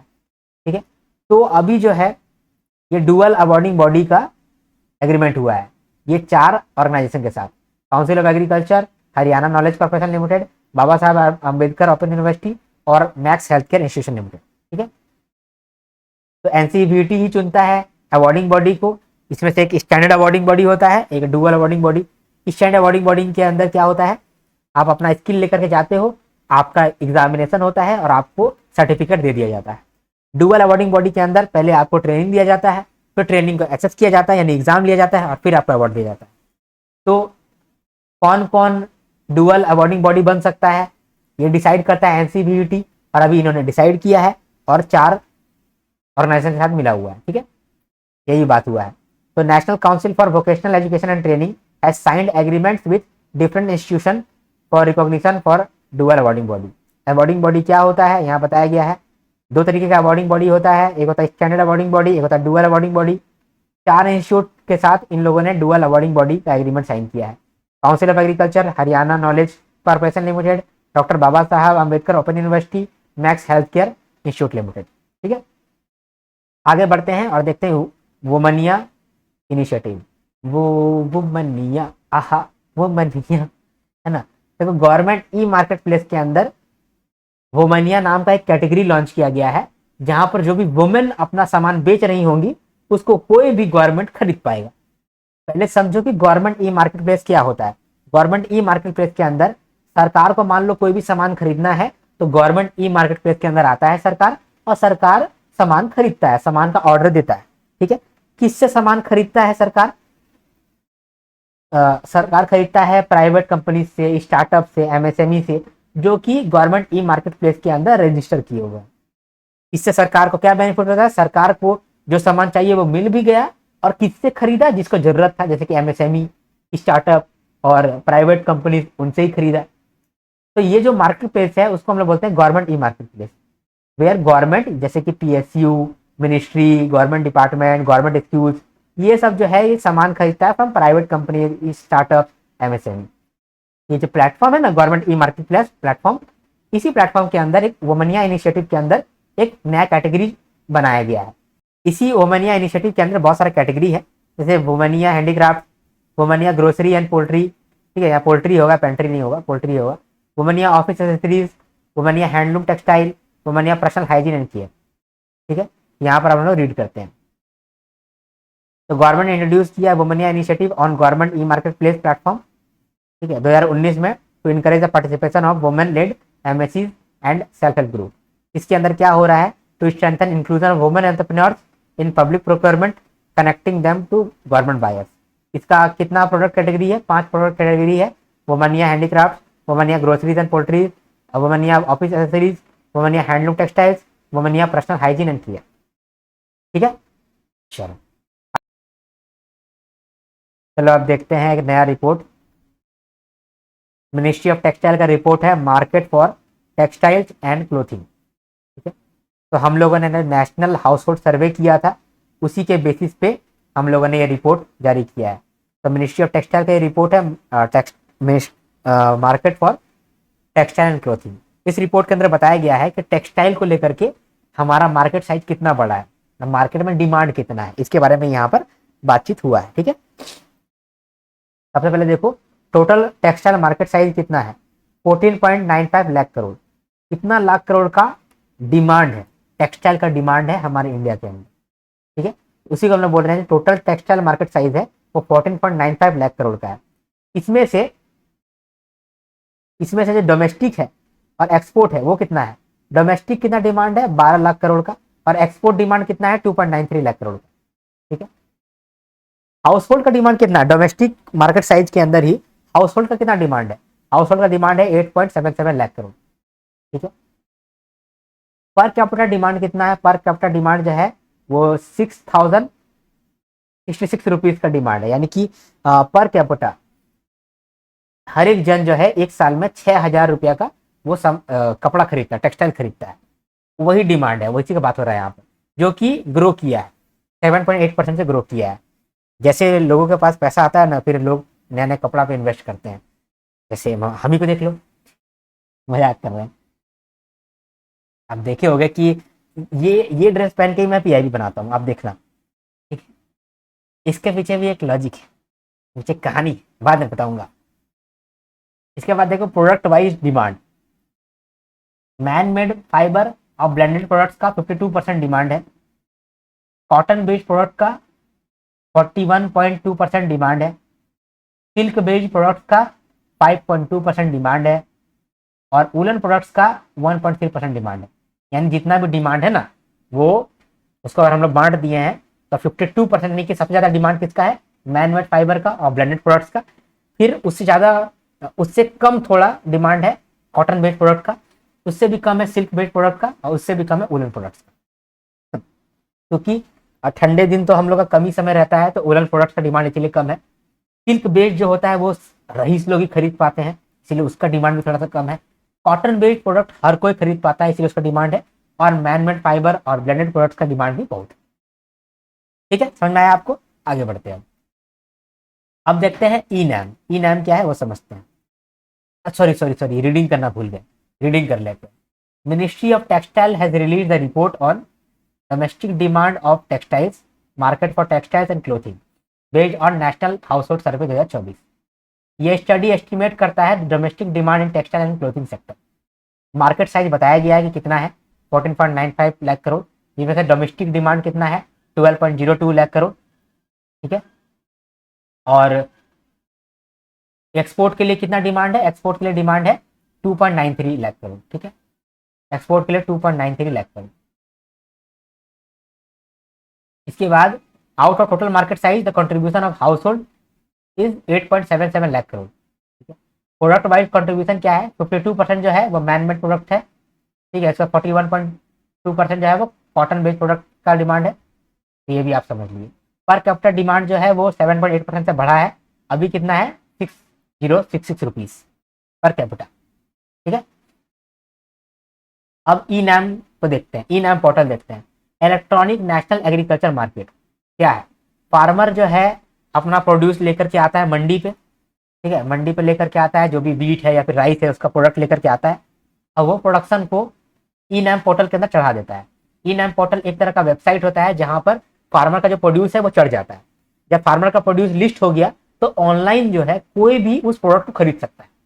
कोई भी प्रोडक्ट, कोई भी आदमी उस प्रोडक्ट को देखेगा कि फार्मर ये वाला प्रोडक्ट लेकर के आया है, तो उस प्रोडक्ट को ऑर्डर करेगा और पेमेंट कर देगा। ठीक है, तो फार्मर का प्रोडक्ट जो है वो ऑनलाइन बिक जाएगा। उसके बाद जो भी सामान खरीदा है वो क्या करेगा? मंडी से जा करके उसका सामान ले आएगा। ठीक है, तो फार्मर का जो भी प्रोड्यूस होता है उसको वो मंडी लेकर के आता है। मंडी में जैसे वो प्रोड्यूस लेकर के आता है उसको यूनिक लॉट आईडी मिलता है। ई नैम सिस्टम के अंदर उसको एक यूनिक लॉट आईडी मिलता है। ठीक है, ई नैम सिस्टम क्या है? ऐप है और वेब पोर्टल है जिसको मैनेज करता है एसएफएसी, यानी कि small farmer agree business consortium इसको मैनेज करता है। इसमें कुछ ट्रेडेबल पैरामीटर्स है जो डिसाइड किया गया है by directorate of marketing and inspection, ताकि जो क्वालिटी सामान है वही ई नैम सिस्टम के अंदर बिके। ठीक है, इसमें अभी 9 कमोडिटीज को और ऐड किया गया है, तो यहाँ पर 247 कमोडिटीज अभी है जो कि आप खरीद सकते हो। ठीक है, इसके साथ साथ ई नैम सिस्टम के अंदर एक सेकेंडरी सेल मॉड्यूल भी है।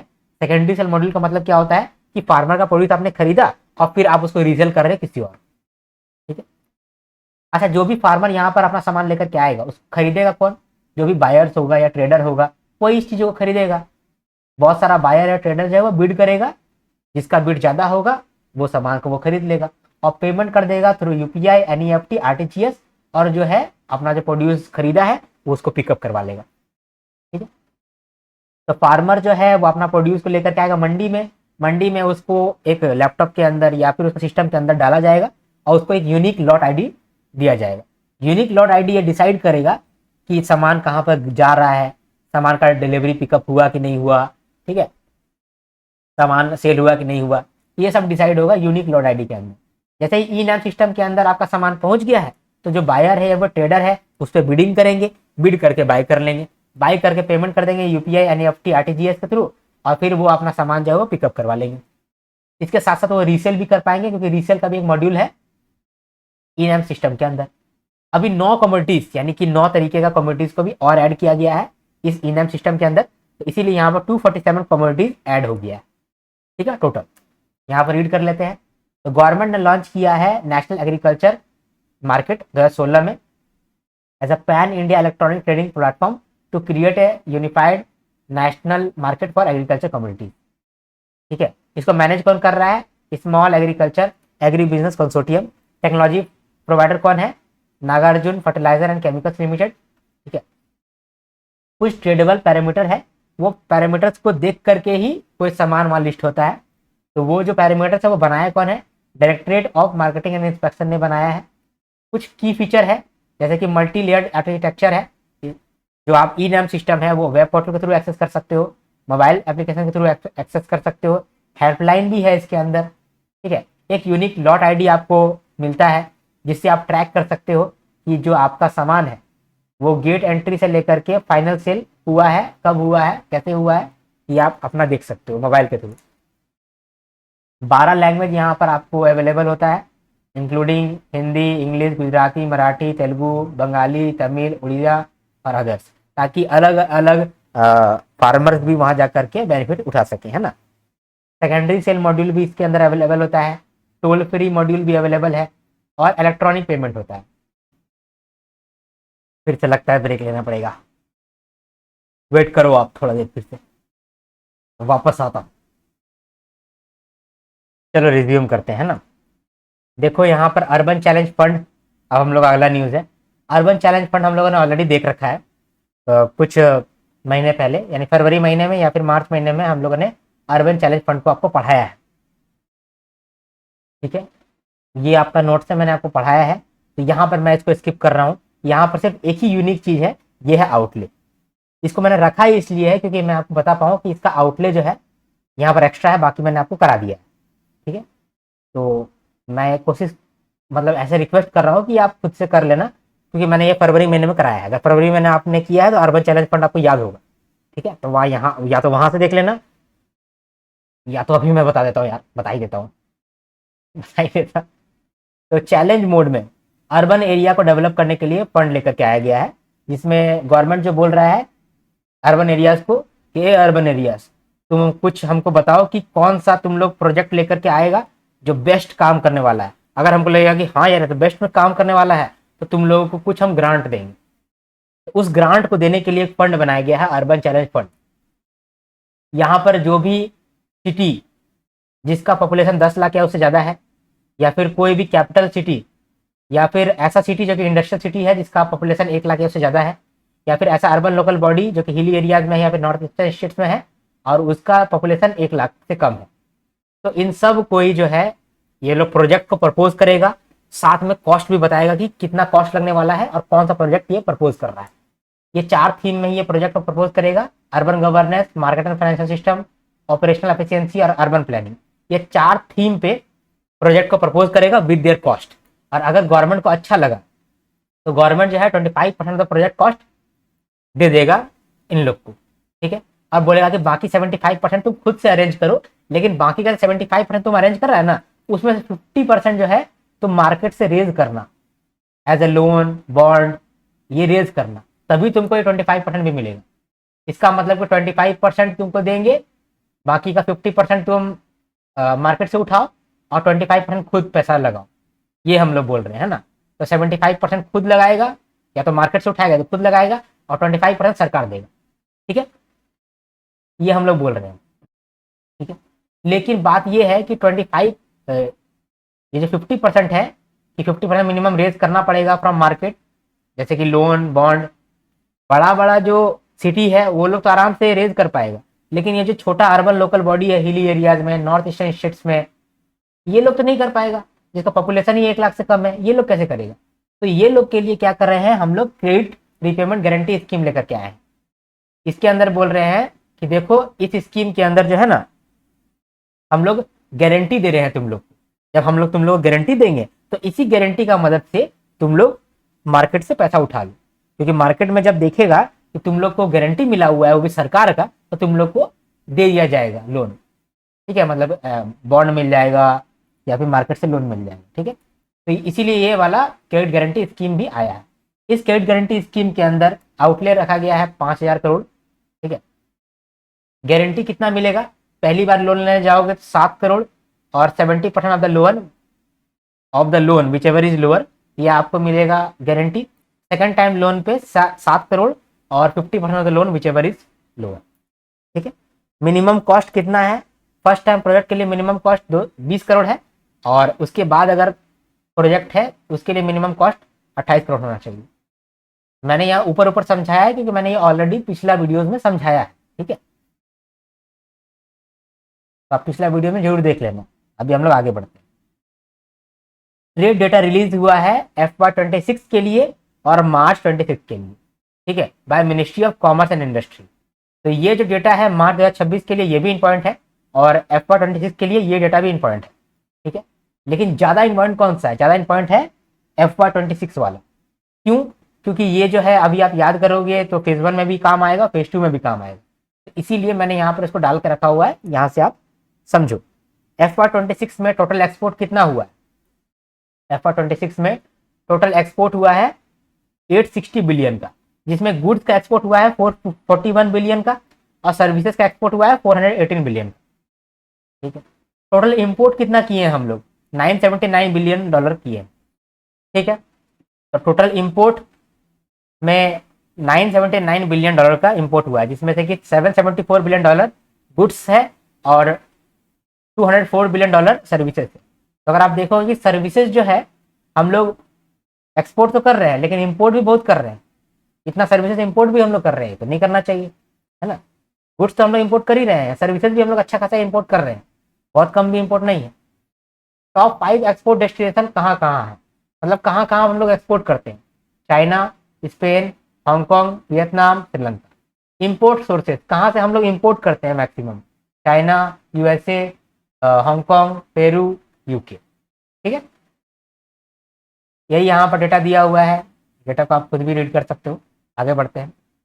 इसके बाद देखते हैं रिवर बेसिन मैनेजमेंट सिस्टम, ये क्या है, देखो इसको समझते हैं। यहाँ पर इंडिया में आप देखोगे कि कहीं पर फ्लड आ रहा है, कहीं पर ड्रॉट आ रहा है, राजस्थान में पानी ही नहीं है, असम में हर साल पानी भर जाता है, हर साल फ्लड आ जाता है, ठीक है।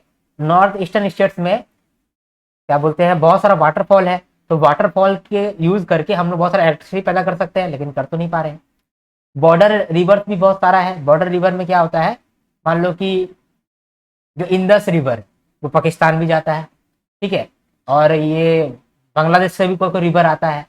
तो रिवर का मैनेजमेंट करने के लिए कि रिवर कहाँ आ रहा है, कहाँ जा रहा है, ठीक है, किस तरीके से उसका डायरेक्शन हम लोग को रखना है, अगर वाटरफॉल है तो उसका कैसे यूज करना है, तो रिवर का यूज करने के लिए हम लोग पूरा रिवर बेसिन का मैनेजमेंट स्कीम लेकर के आए हैं। स्कीम का नाम है river basin management scheme bye ministry of जल शक्ति। रिवर बेसिन क्या होता है, रिवर जो है जहां जहां जा रहा है, जहां से आया है, उस सब को हम लोग बेसिन बोलते हैं, रिवर बेसिन। तो रिवर जहां आ रहा है, जा रहा है, रुक गया है, ठीक है, रास्ता ढूंढ रहा है, तो सारा एरिया को हम लोग कॉम्बाइन बोलते हैं रिवर बेसिन। वो रिवर बेसिन को हम लोग इस्तेमाल करेंगे, मैनेज करेंगे इस तरीके से कि उसका मैक्सिमम आउटपुट निकाल पाए, उसी को हम लोग रिवर बेसिन मैनेजमेंट स्कीम के अंदर पढ़ने वाले हैं, ठीक है। तो ये स्कीम के अंदर ना एक ब्रह्मपुत्रा बोर्ड है जो कि डिसाइड कर रहा है कि किस तरीके से हम लोग जो नॉर्थ ईस्टर्न स्टेट्स के रिवर है उसको कैसे मैनेज करेंगे, ठीक है। अब इम्प्लीमेंटेशन हो रहा है बाय CWC और NWDA। CWC जो है वो सर्वे कर रहा है, मैपिंग कर रहा है और टेक्निकल स्टडी कर रहा है, और NWDA जो है वो वाटर रिसोर्स का प्लानिंग कर रहा है। ठीक है। इसके लिए आउटले कितना सेट रखा गया है, FY26 तक के लिए 12,000 करोड़ रुपया और FY27 से लेकर के 31 तक के लिए 21,000 करोड़ रुपया। ठीक है, यहाँ रीड करते हैं और अच्छा से क्लियरली समझ में आएगा। मिनिस्ट्री ऑफ जल शक्ति जो है वो इम्प्लीमेंट कर रहा है रिवर बेसिन मैनेजमेंट सिस्टम। इस स्कीम के अंदर हम लोग मैनेज कर रहे हैं, प्रोटेक्ट कर रहे हैं, इंप्रूव कर रहे हैं sustainable use of water resources across river basin. ठीक है, बहुत सारे रिवर बेसिन को हम लोग देख रहे हैं कि ये कहाँ जाएगा, कहाँ से आएगा। ठीक है, इसका इम्प्लीमेंटेशन ऑर्गेनाइजेशन कौन कौन सा है, Brahmaputra board, central water commission और national water development agency. Primary focus अभी हम लोग नॉर्थ ईस्टर्न रीजन पे रखे हैं और इंडस बेसिन पर रखे हैं जो जम्मू एंड कश्मीर लद्दाख में है, और की बेसिन जैसे कि ब्रह्मपुत्रा, बराक, तीस्ता, इंडस, इस पे ही अभी हम लोग फोकस किए हैं। ठीक है, तो रिवर बेसिन मैनेजमेंट स्कीम तो बहुत सारा है, लेकिन हम लोग फोकस किए हैं नॉर्थ ईस्टर्न स्टेट्स पे और इंडस बेसिन पे। ठीक है, इसके लिए फाइनेंशियल आउटले रखा गया है, प्रीवियस फेज के लिए 12,076 करोड़ रुपया रखा गया था, अभी इसको एक्सटेंड करके हम लोग फाइनेंशियल ईयर 31 तक के लिए रखे हैं, इसमें 2183 करोड़ रुपया हम लोग खर्च करेंगे। ठीक है, कंपोनेंट यहाँ पर है ब्रह्मपुत्र बोर्ड और दूसरा investigation of water resource development scheme. इसके अंदर जो है एक नेशनल वाटर डेवलपमेंट एजेंसी है NWDA, जो कि वाटर रिसोर्स प्लानिंग कर रहा है at national level, particularly under interlinking of rivers programme. इसके बाद एक नेशनल वाटर कमीशन है, ये सर्वे कर रहा है, इन्वेस्टिगेशन कर रहा है और प्रिपरेशन कर रहा है इसका डिजिटल प्रोजेक्ट रिपोर्ट आफ्टर, मतलब देखो सर्वे कर रहा है, इन्वेस्टिगेशन कर रहा है और उसका एक प्रोजेक्ट रिपोर्ट बना रहा है। वो प्रोजेक्ट रिपोर्ट को किसको दे रहा है, नेशनल वाटर डेवलपमेंट एजेंसी, जो कि आगे प्लान डिस्कस कर रहा है ना। स्ट्रेटेजिक इंपॉर्टेंस क्या है, the scheme focuses on river basin that are critical for national water security, cross border river management और flood prone regions of north east areas और hydropower potential in Himalayan rivers. देखो बात simple ये है कि river जो है उसका बहुत बड़ा सिग्निफिकेंस है। जैसे जो इंडस रिवर है ये हम लोग का जाता है पाकिस्तान, और अभी जो हम लोग का जो ऑपरेशन सिंदूर हुआ था, बात क्या हो रहा था कि हम लोग डैम बनाएंगे ताकि पानी को हम लोग कभी हो तो रोक सकें, है ना। तो इंडस के लिए हम लोग काम करेंगे, तो वो भी तो रिवर है। दूसरा रिवर क्या है कि नॉर्थ ईस्टर्न स्टेट्स में बहुत सारा वाटरफॉल होता है, वो वाटरफॉल से हम लोग विंड वाटर एनर्जी बना सकते हैं, हाइड्रो एनर्जी बना सकते हैं, हाइड्रो पावर बना सकते हैं, तो वो भी एक सिग्निफिकेंस है। क्रॉस बॉर्डर रिवर मैनेजमेंट करना पड़ता है, जैसे कि इंडिया पाकिस्तान, चाइना इंडिया, इसके बीच में बहुत सारा रिवर चलता है, तो वो सब रिवर का मैनेजमेंट करना बहुत जरूरी होता है। नेशनल वाटर सिक्योरिटी के लिए भी कहीं मान लो बाढ़ आ जा रहा है तो बाढ़ रोकने के लिए भी वाटर का मैनेजमेंट करना पड़ता है, इसीलिए स्कीम आया है। इसी स्कीम में मेनली हम लोग फोकस किए हैं ब्रह्मपुत्र एरिया पे और दूसरा लद्दाख के एरिया पे। ठीक है, अब आगे बढ़ते हैं, हम लोग स्माइल स्कीम को देखते हैं। ये आज हम लोग का लास्ट स्कीम है, इसके बाद फिर हम लोग समरी करेंगे। देखो स्माइल स्कीम क्या है, स्कीम का फुल फॉर्म है support for marginalised individuals for livelihood and enterprise. देखो हम लोगों ने सबसे पहला स्कीम क्या देखा था आज के वीडियो में कि जो गरीब लोग हैं ना, वृद्ध है या फिर कोई विधवा है, तो इन लोगों को हेल्प करने के लिए सरकार कुछ बेनिफिट दे रहा है। उसी तरीके से जो ट्रांसजेंडर लोग हैं और जो बेगर्स हैं, उन लोग के लिए भी, उन लोग का भलाई करने के लिए भी हम लोग एक स्कीम लेकर के आए हैं, इसका नाम है स्माइल स्कीम। इसके अंदर बहुत सारा कंपोनेंट है, उस कंपोनेंट एक एक करके हम लोग समझेंगे, लेकिन यहाँ कहने का मतलब है कि ट्रांसजेंडर लोगों को और बेगर लोगों को बेसिक सुविधा पहुंचाने के लिए ये स्कीम लाया गया है by ministry of social justice and empowerment. इसको 2022 में लॉन्च किया गया था। इसके आउटले रखा गया 365 करोड़, जिसमें से कि ट्रांसजेंडर लोगों के लिए 265 करोड़ रुपया खर्चा करने के लिए कहा गया था और बेगर लोगों के लिए 100 करोड़ रुपये। इसमें हम लोग एक्चुअली में ज़्यादा खर्चा कर दिए हैं, 390 करोड़ रुपये हम लोग खर्चा कर दिए हैं। ठीक है, इसको अभी हम लोग यहाँ पर देखते हैं। दो स्कीम है, दो सब स्कीम है, दोनों सब स्कीम को एक एक करके हम लोग देखते हैं, है ना। दो सब स्कीम क्या है, पहला सब स्कीम है central sector scheme for rehabilitation for welfare of transgender person, और दूसरा सब स्कीम क्या है, central sector scheme for comprehensive rehabilitation of person engage in act of beggary. ठीक है, तो ट्रांसजेंडर लोगों के लिए क्या क्या कर रहे हैं पहले वो देखेंगे, उसके बाद फिर हम लोग देखेंगे कि बेगर लोगों के लिए हम लोग क्या क्या कर रहे हैं, है ना। आगे बढ़ते हैं, अब एक एक करके देखते हैं। ट्रांसजेंडर लोगों के लिए हम लोग का स्कीम में 6 कंपोनेंट है, ठीक है। 6 कंपोनेंट को देखते हैं। पहला कंपोनेंट क्या है? Scholarship for transgender person.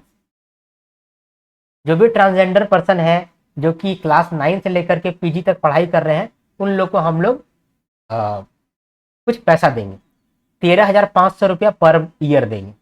इस तरीके का हम लोग 22,500 स्कॉलरशिप बांट चुके हैं फॉर स्टूडेंट्स जो कि ट्रांसजेंडर सर्टिफिकेट जिनके पास है, ठीक है, उनके पास, ठीक है। इसके बाद दूसरा क्या है? Skill development and livelihood.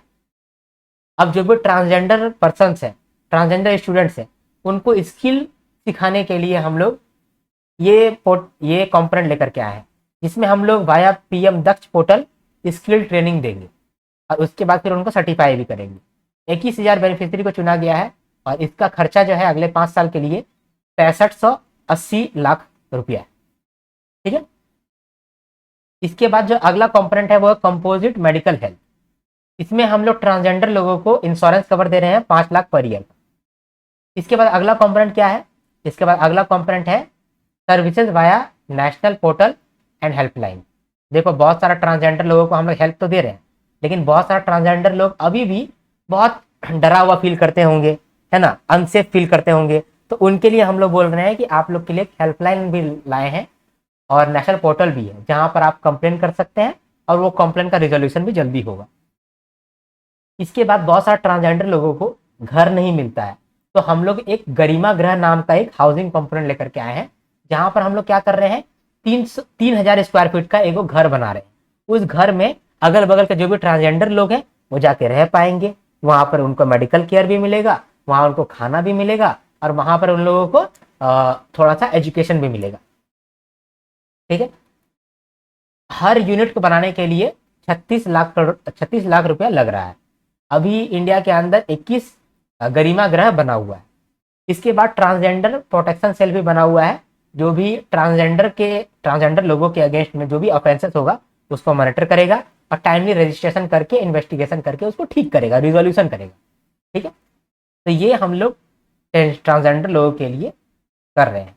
अब बेगरी के लिए क्या कर रहे हैं? जो मान लो कि भीख मांगते हैं, उनके लिए हम लोग क्या कर रहे हैं? तो हम लोग उनके लिए भी स्कीम लेकर के आए हैं, central sector scheme for rehabilitation for person engage in act of beggary. इसका हम लोग इस स्कीम के अंदर हम लोग का एम है भिक्षावृत्ति मुक्त भारत, बेगिंग फ्री इंडिया। इसमें हम लोग क्या कर रहे हैं, जो भी बेगर होते हैं उनको पहले सर्वे करके आइडेंटिफाई करते हैं कौन कौन सा एरिया में बेगर है। उन बेगर को हम लोग पकड़ते हैं, लेकर के आते हैं, उनको शेल्टर होम देते हैं जहाँ पर वो लोग रह सकते हैं। फिर उनको कोई प्रॉब्लम है तो उनको प्रॉब्लम को ठीक करते हैं, रिहेबिलिटेशन करते हैं और फिर उनको, अगर कोई बच्चे हैं तो उनको हम लोग एजुकेशन भी देते हैं, ठीक है। समझ लिए आप कि स्माइल स्कीम में क्या हो रहा है? यहाँ हम लोग ट्रांसजेंडर लोगों के लिए और बेगर लोगों के लिए कुछ सुविधा लेकर के आए हैं। ट्रांसजेंडर लोगों के लिए सबसे पहले तो जो बच्चे ट्रांसजेंडर लोग होंगे उनको हम लोग एजुकेशन देंगे, स्कॉलरशिप देंगे। स्कॉलरशिप में भी 13,500 रुपया पर ईयर देंगे। उसके बाद फिर उनका स्किल डेवलपमेंट कराएंगे। 21,000 बेनिफिशियरीज को चुना गया है। अगले 5 साल के लिए 6580 करोड़ रुपया हम लोग खर्चा करने वाले हैं। पीएम दक्ष पोर्टल के थ्रू उनको स्किल ट्रेनिंग मिलेगा। इसके बाद जब बड़े हो जाएंगे तो उनको इंश्योरेंस कवर भी मिलेगा, 5 लाख पर ईयर का इंश्योरेंस कवर मिलेगा। फिर उनके लिए नेशनल पोर्टल और हेल्पलाइन नंबर भी बनाया गया है। अगर उनका घर नहीं है तो गरिमा गृह बनाया गया है। फिर ट्रांसजेंडर प्रोटेक्शन सेल भी बनाया गया है। इसके बाद बेगरी के लिए सेंट्रल स्कीम जो है उसके अंदर हम लोग पहले बेगर लोग को चुन रहे हैं, उन लोग को शेल्टर होम दे रहे हैं, उनका रिहेबिलिटेशन कर रहे हैं और एजुकेशन भी दे रहे हैं। ओके, तो यहां पर हम लोगों ने सब देख लिया है। अब रीडिंग कर लेते हैं। स्माइल स्कीम को इंप्लीमेंट किया जा रहा है by ministry of social justice and empowerment. इसके अंदर हमारा ऑब्जेक्टिव है to provide comprehensive welfare and rehabilitation measures to the transgender community and people engage in act of beggary. इसका लॉन्च ईयर आपको मालूम है 2022 में लॉन्च हुआ था। 2021-22 से लेकर के 2025-26 तक ये चलने वाला है। इसका सब स्कीम कौन कौन सा है? तो 2 सब स्कीम है। एक central sector scheme for comprehensive rehabilitation for welfare of transgender person और दूसरा है central sector scheme for comprehensive rehabilitation of engage in act of beggary, ठीक है। इसका आउटले रखा गया था 365 करोड़ रुपया, लेकिन हम लोगों ने एक्चुअली में 390 करोड़ रुपया यहाँ पर ऑलमोस्ट खर्चा हो चुका है, ठीक है। ट्रांसजेंडर सब स्कीम के अंदर स्कॉलरशिप दिया जा रहा है, ठीक है, 13,500 रुपये पर ईयर। इसके बाद ये जो स्कॉलरशिप है मिलेगा किसको, ये सभी को मिलेगा जो भी ट्रांसजेंडर है और ट्रांसजेंडर का उनके पास सर्टिफिकेट है बाय सेंट्रल गवर्नमेंट या स्टेट गवर्नमेंट, ठीक है, उनको मिलेगा। फिर उन लोगों का स्किल डेवलपमेंट भी होगा। 21,000 लोगों को चुना गया है ट्रांसजेंडर कम्युनिटी के, जिनका स्किल डेवलपमेंट होगा थ्रू पीएम दक्ष पोर्टल। इसमें शॉर्ट टर्म कोर्सेज और लॉन्ग टर्म कोर्सेज दिया जाएगा, सर्टिफिकेट भी दिया जाएगा। Cost of training for 5 years 6,580 lakh रुपया होने वाला है। फिर कॉम्पोजिट हेल्थ केयर भी हम लोग दे रहे हैं through PM Jan Arogya Yojana. PM Jan Arogya Yojana के अंदर हम लोग 5 लाख रुपया का इंश्योरेंस कवर भी दे रहे हैं हर ट्रांसजेंडर पर्सन के लिए। इसके बाद गरिमा गृह का कॉन्सेप्ट हम लोग लेकर के आए हैं। गरिमा गृह में क्या हो रहा है, 300 स्क्वायर फीट का एक स्पेस है जहाँ घर बनाए हैं, उस घर में हम लोग ट्रांसजेंडर लोगों को रखेंगे और उन लोगों का देखभाल भी करेंगे। 17 स्टेट्स में 21 गरिमा गृह बना हुआ है। हर यूनिट कॉस्ट कितना है, 36 लाख रुपए। इसके बाद ई सर्विसेज भी इन लोग को मिल रहा है, ठीक है। National portal for transgender person for effective and efficient functioning of specially transgender community. फिर ट्रांसजेंडर प्रोटेक्शन सेल भी बनाया गया है, ठीक है, जहां पर जो भी केसेस होता है ऑफ ऑफेंसेस अगेंस्ट ट्रांसजेंडर, तो उनका मॉनिटरिंग होगा और इंश्योर किया जाएगा कि टाइमली रजिस्ट्रेशन हो सके जो भी ऑफेंस हुआ है ट्रांसजेंडर लोगों के साथ, और इन्वेस्टिगेशन हो और जो भी ऑफेंस किए हैं उनका प्रोसिक्यूशन भी हो, उनको सजा भी मिले। इसका बेगिंग सब स्कीम का बात करें तो इसके अंदर हम लोग का एम है बेगिंग फ्री इंडिया का, भिक्षावृत्ति मुक्त भारत। इसके अंदर हम लोग सर्वे कर रहे हैं और फिर सर्वे करके उन लोग का शेल्टर होम के अंदर डाल रहे हैं और फिर उन लोगों को हम लोग रिहेबिलिटेशन दे रहे हैं, ठीक है। बस, तो ये भी हम लोगों ने कर लिया। अब हम लोग समरी करेंगे। समरी में हम लोगों ने जो भी न्यूज़ देखा है उसको फास्ट में कवर करा देंगे। कोशिश करूंगा कि इसमें मैं ब्रेक ना लूं, ठीक है। चलो आप समराइज करते हैं आज जो भी हम लोगों ने देखा है। देखो, नेशनल सोशल असिस्टेंस प्रोग्राम 1995 में ये प्रोग्राम आया था जिसमें सरकार चाहता था कि जो भी गरीब लोग हैं या फिर वल्नरेबल लोग हैं उन तक बेसिक मनी पहुंचे या बेसिक फूड सपोर्ट पहुंचे। क्या होता था उस जमाने में, जब कोई ब्रेड अर्नर का देहांत हो जाता था तो उसका पूरा फैमिली कोलैप्स कर जाता था। तो उसको रोकने के लिए हम लोग क्या करें कि हर जो भी वल्नरेबल कैटेगरी के लोग होते हैं, जैसे कि विडो, उसके बाद फिर ओल्ड एज के लोग, ठीक है, या फिर डिजेबल लोग, इन लोगों को हम लोग कुछ बेसिक मनी प्रोवाइड कर रहे हैं, बेसिक फूड सपोर्ट प्रोवाइड कर रहे हैं। इसके लिए ये प्रोग्राम आया था 1995 में। अभी ये प्रोग्राम न्यूज़ में चल रहा है, इसलिए हम लोग ये प्रोग्राम को देख रहे हैं। हम लोग जो है कैसे डिसाइड करेंगे कि किसको पैसे की जरूरत है उसको देंगे, किसको नहीं है नहीं देंगे, ये डिसाइड करेगा ग्राम पंचायत और म्यूनिसिपैलिटी। तो म्यूनिसिपैलिटी तो ग्राम पंचायत आइडेंटिफाई करेगा और फिर सरकार उसको डायरेक्ट बेनिफिट ट्रांसफर के थ्रू कुछ पैसा प्रोवाइड कराएगा, जिसको हम लोग बोल रहे हैं कि बेसिक मनी प्रोवाइड कराएगा। तो इसका ही 5 कंपोनेंट है। Indira Gandhi national old age pension scheme, Indira Gandhi national widow pension scheme, Indira Gandhi national disability pension scheme, Indira Gandhi national family benefits और अन्नपूर्णा स्कीम। एक एक करके देखते हैं। सबसे पहले Indira Gandhi national old age pension scheme.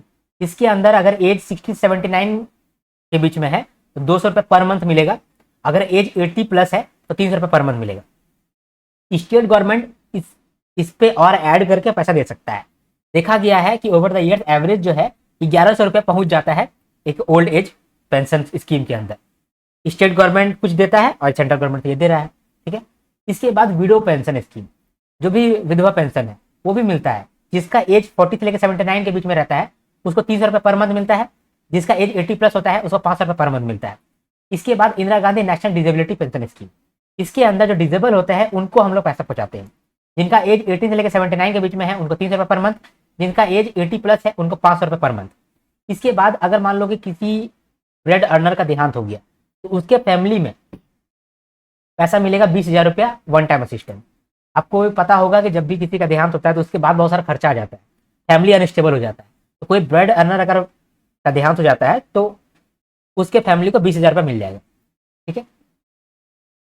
इसके बाद ये जो ओल्ड एज पेंशन स्कीम के अंदर अगर पैसा नहीं मिल पा रहा है तो अन्नपूर्णा स्कीम के अंदर 10 kg फूड ग्रेन मिल जाएगा पर मंथ पर बेनिफिशियरी। कैसे नहीं मिल रहा है Indira Gandhi old age pension scheme के अंदर? देखो, मोस्टली तो मिल जाता है, लेकिन कभी कभी फॉर एग्जाम्पल कोई ऐसा बुजुर्ग है जिसका बैंक अकाउंट काम नहीं कर रहा है, तो उसको तो ये वाला पेंशन नहीं मिल पाएगा, 200 रुपये 300 रुपये वाला पेंशन नहीं मिल पाएगा। तो उस केस में क्या होगा, उस केस में सरकार बोल रहा है कि उस केस में हम लोग अन्नपूर्णा स्कीम के अंदर उन लोग को 10 kg फूड ग्रेन दे देंगे, या तो वीट या तो राइस, तो पर मंथ मिलेगा और पर बेनिफिशियरी मिलेगा। ठीक है, इससे एटलीस्ट वो लोग मतलब भोजन तो कर सकेंगे, पूरा ना पूरा मतलब गरीबी नहीं आ जाएगा, है ना। समझ गए आप। आगे बढ़ते हैं ना, अगला देखते हैं। अगला न्यूज क्या है, देखो इंडिया जो है वो डाइवर्स कंट्री है और इंडिया के अंदर अलग अलग फार्मर्स रहते हैं, क्योंकि अलग अलग लैंड है तो अलग अलग फार्मर्स का नीड भी है। राजस्थान के जो लोग हैं वहां पर पानी का प्रॉब्लम है, तो राजस्थान के फार्मर को पानी कम पानी में ही काम चलाना पड़ेगा। पंजाब का जो फार्मर्स है वो उनके पास बहुत पानी है तो वो ओवर इरिगेशन कर देते हैं। साउथ के जो फार्मर्स होते हैं उनको क्लाइमेट को देखना पड़ता है, क्योंकि वहाँ का डिफरेंट क्लाइमेट है, और नॉर्थ ईस्टर्न स्टेट्स में कनेक्टिविटी इशू है।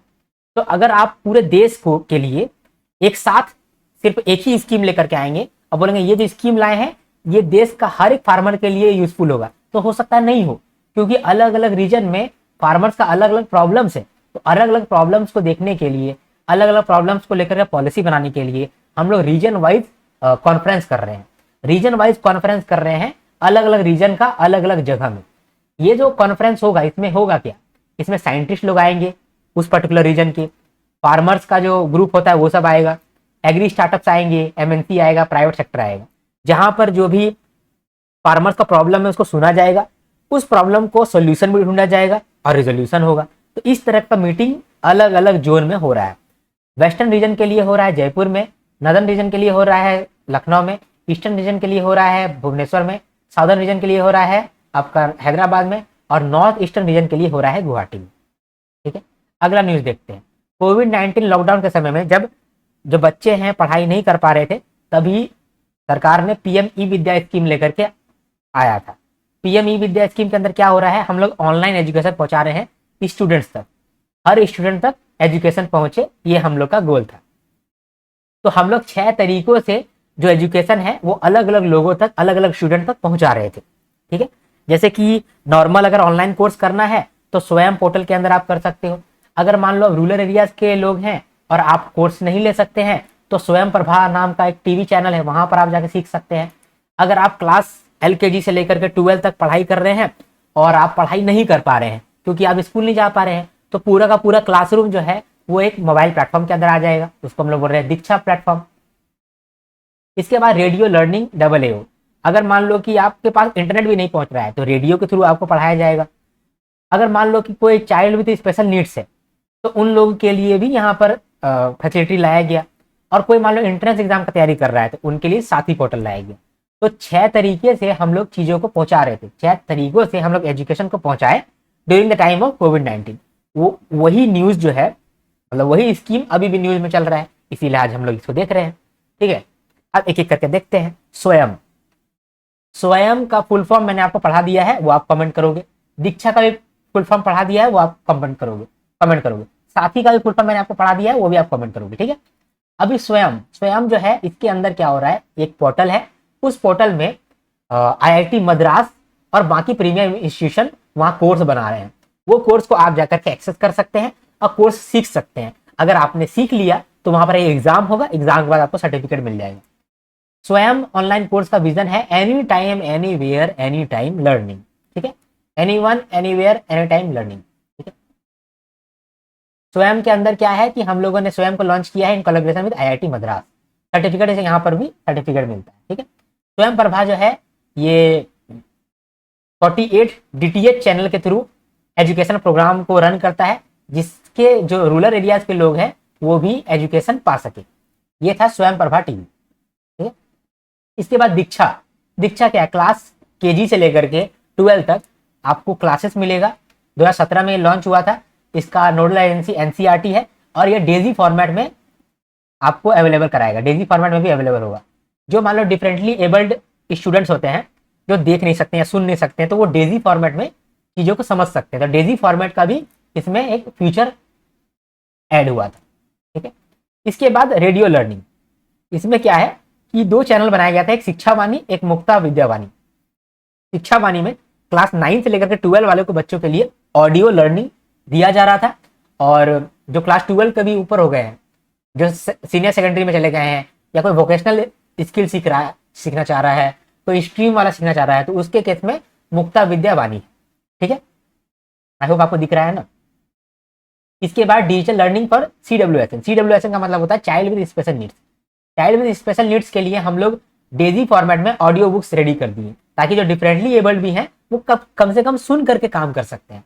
अगर सुनेंगे नहीं तो इंडियन साइन लैंग्वेज का इस्तेमाल कर सकते हैं। जैसे ऐसे बोलते हैं नहीं कि ऐसे ऐसे करके जो साइन लैंग्वेज में चीज़ों को सिखाया जाता है, उन लोगों को जो कि सुन नहीं सकते हैं, तो वो भी यहाँ पर हम लोग फैसिलिटी दे रहे थे। टेक्स्ट टू स्पीच टूल भी यहाँ पर इस्तेमाल हम लोग करवा रहे थे फॉर NCERT टेक्स्ट बुक्स। ठीक है, साथ ही पोर्टल के अंदर जो है वो फ्री एक्सेस क्वालिटी कोर्सेज मिल रहा था फॉर कॉम्पिटिटिव एग्जाम, जैसे कि JEE, नीट, SSC, UPSC इसका तैयारी कर रहे हैं, तो इनका भी आपको क्लासेस मिल रहा था साथी पोर्टल के अंदर। तो ये 6 पिलर है, या कहो ये 6 तरीका है जिससे PM ई-विद्या के अंदर विद्या को यानी कि एजुकेशन को इलेक्ट्रॉनिकली लोगों तक पहुंचाया गया। ठीक है, आगे बढ़ते हैं। अब देखते हैं मिनिस्ट्री ऑफ एजुकेशन का युवा संगम। इसमें क्या हो रहा है, जो भी स्टूडेंट नहीं कह सकते हैं, जो भी यूथ युवा जिनका एज 18 से लेकर 30 साल के बीच में है, और वो यूनिवर्सिटी के स्टूडेंट है, या फिर नेशनल सर्विस स्कीम के अंदर वो काम करे हैं, या फिर नेहरू युवा केंद्र संगठन का वो मेंबर है, अगर ये लोग हैं तो इन लोगों को हम लोग चाह रहे हैं कि इनमें जो बेस्ट बच्चे होंगे, बेस्ट यूथ होगा, उसको हम लोग दूसरा स्टेट भेजेंगे, और दूसरा स्टेट का ऐसा ही कोई जो अच्छा बच्चा होगा उसको हम लोग अपना स्टेट मंगाएंगे, और यहाँ पर फिर हम लोग आदान प्रदान करेंगे। किसका आदान प्रदान करेंगे? पर्यटन का, परंपरा का, प्रगति का, परस्पर संपर्क का, प्रौद्योगिकी का। क्या हो रहा है, पेयर्ड स्टेट्स के बीच में ट्रैवल हो रहा है। फॉर एग्जांपल पंजाब वाला केरला भेजा है, केरला वाला पंजाब भेजा है, और ये दोनों के बीच में मतलब स्टूडेंट्स गए हैं, और जो स्टूडेंट्स जहां भी गए हैं वहां एक होस्ट इंस्टीट्यूट होगा जो अगले 5-6 दिन के लिए ट्रैवल करवाएगा और चीजों को सिखाएगा। जैसे जिस एरिया भी लेके गया है वो एरिया का पर्यटन सिखाएगा, उस एरिया का परंपरा आपको दिखाएगा, उस एरिया का प्रगति दिखाएगा कि देखो कैसे प्रगति कर रहा है, उसको देख करके तुम अपने जगह में भी प्रगति करना।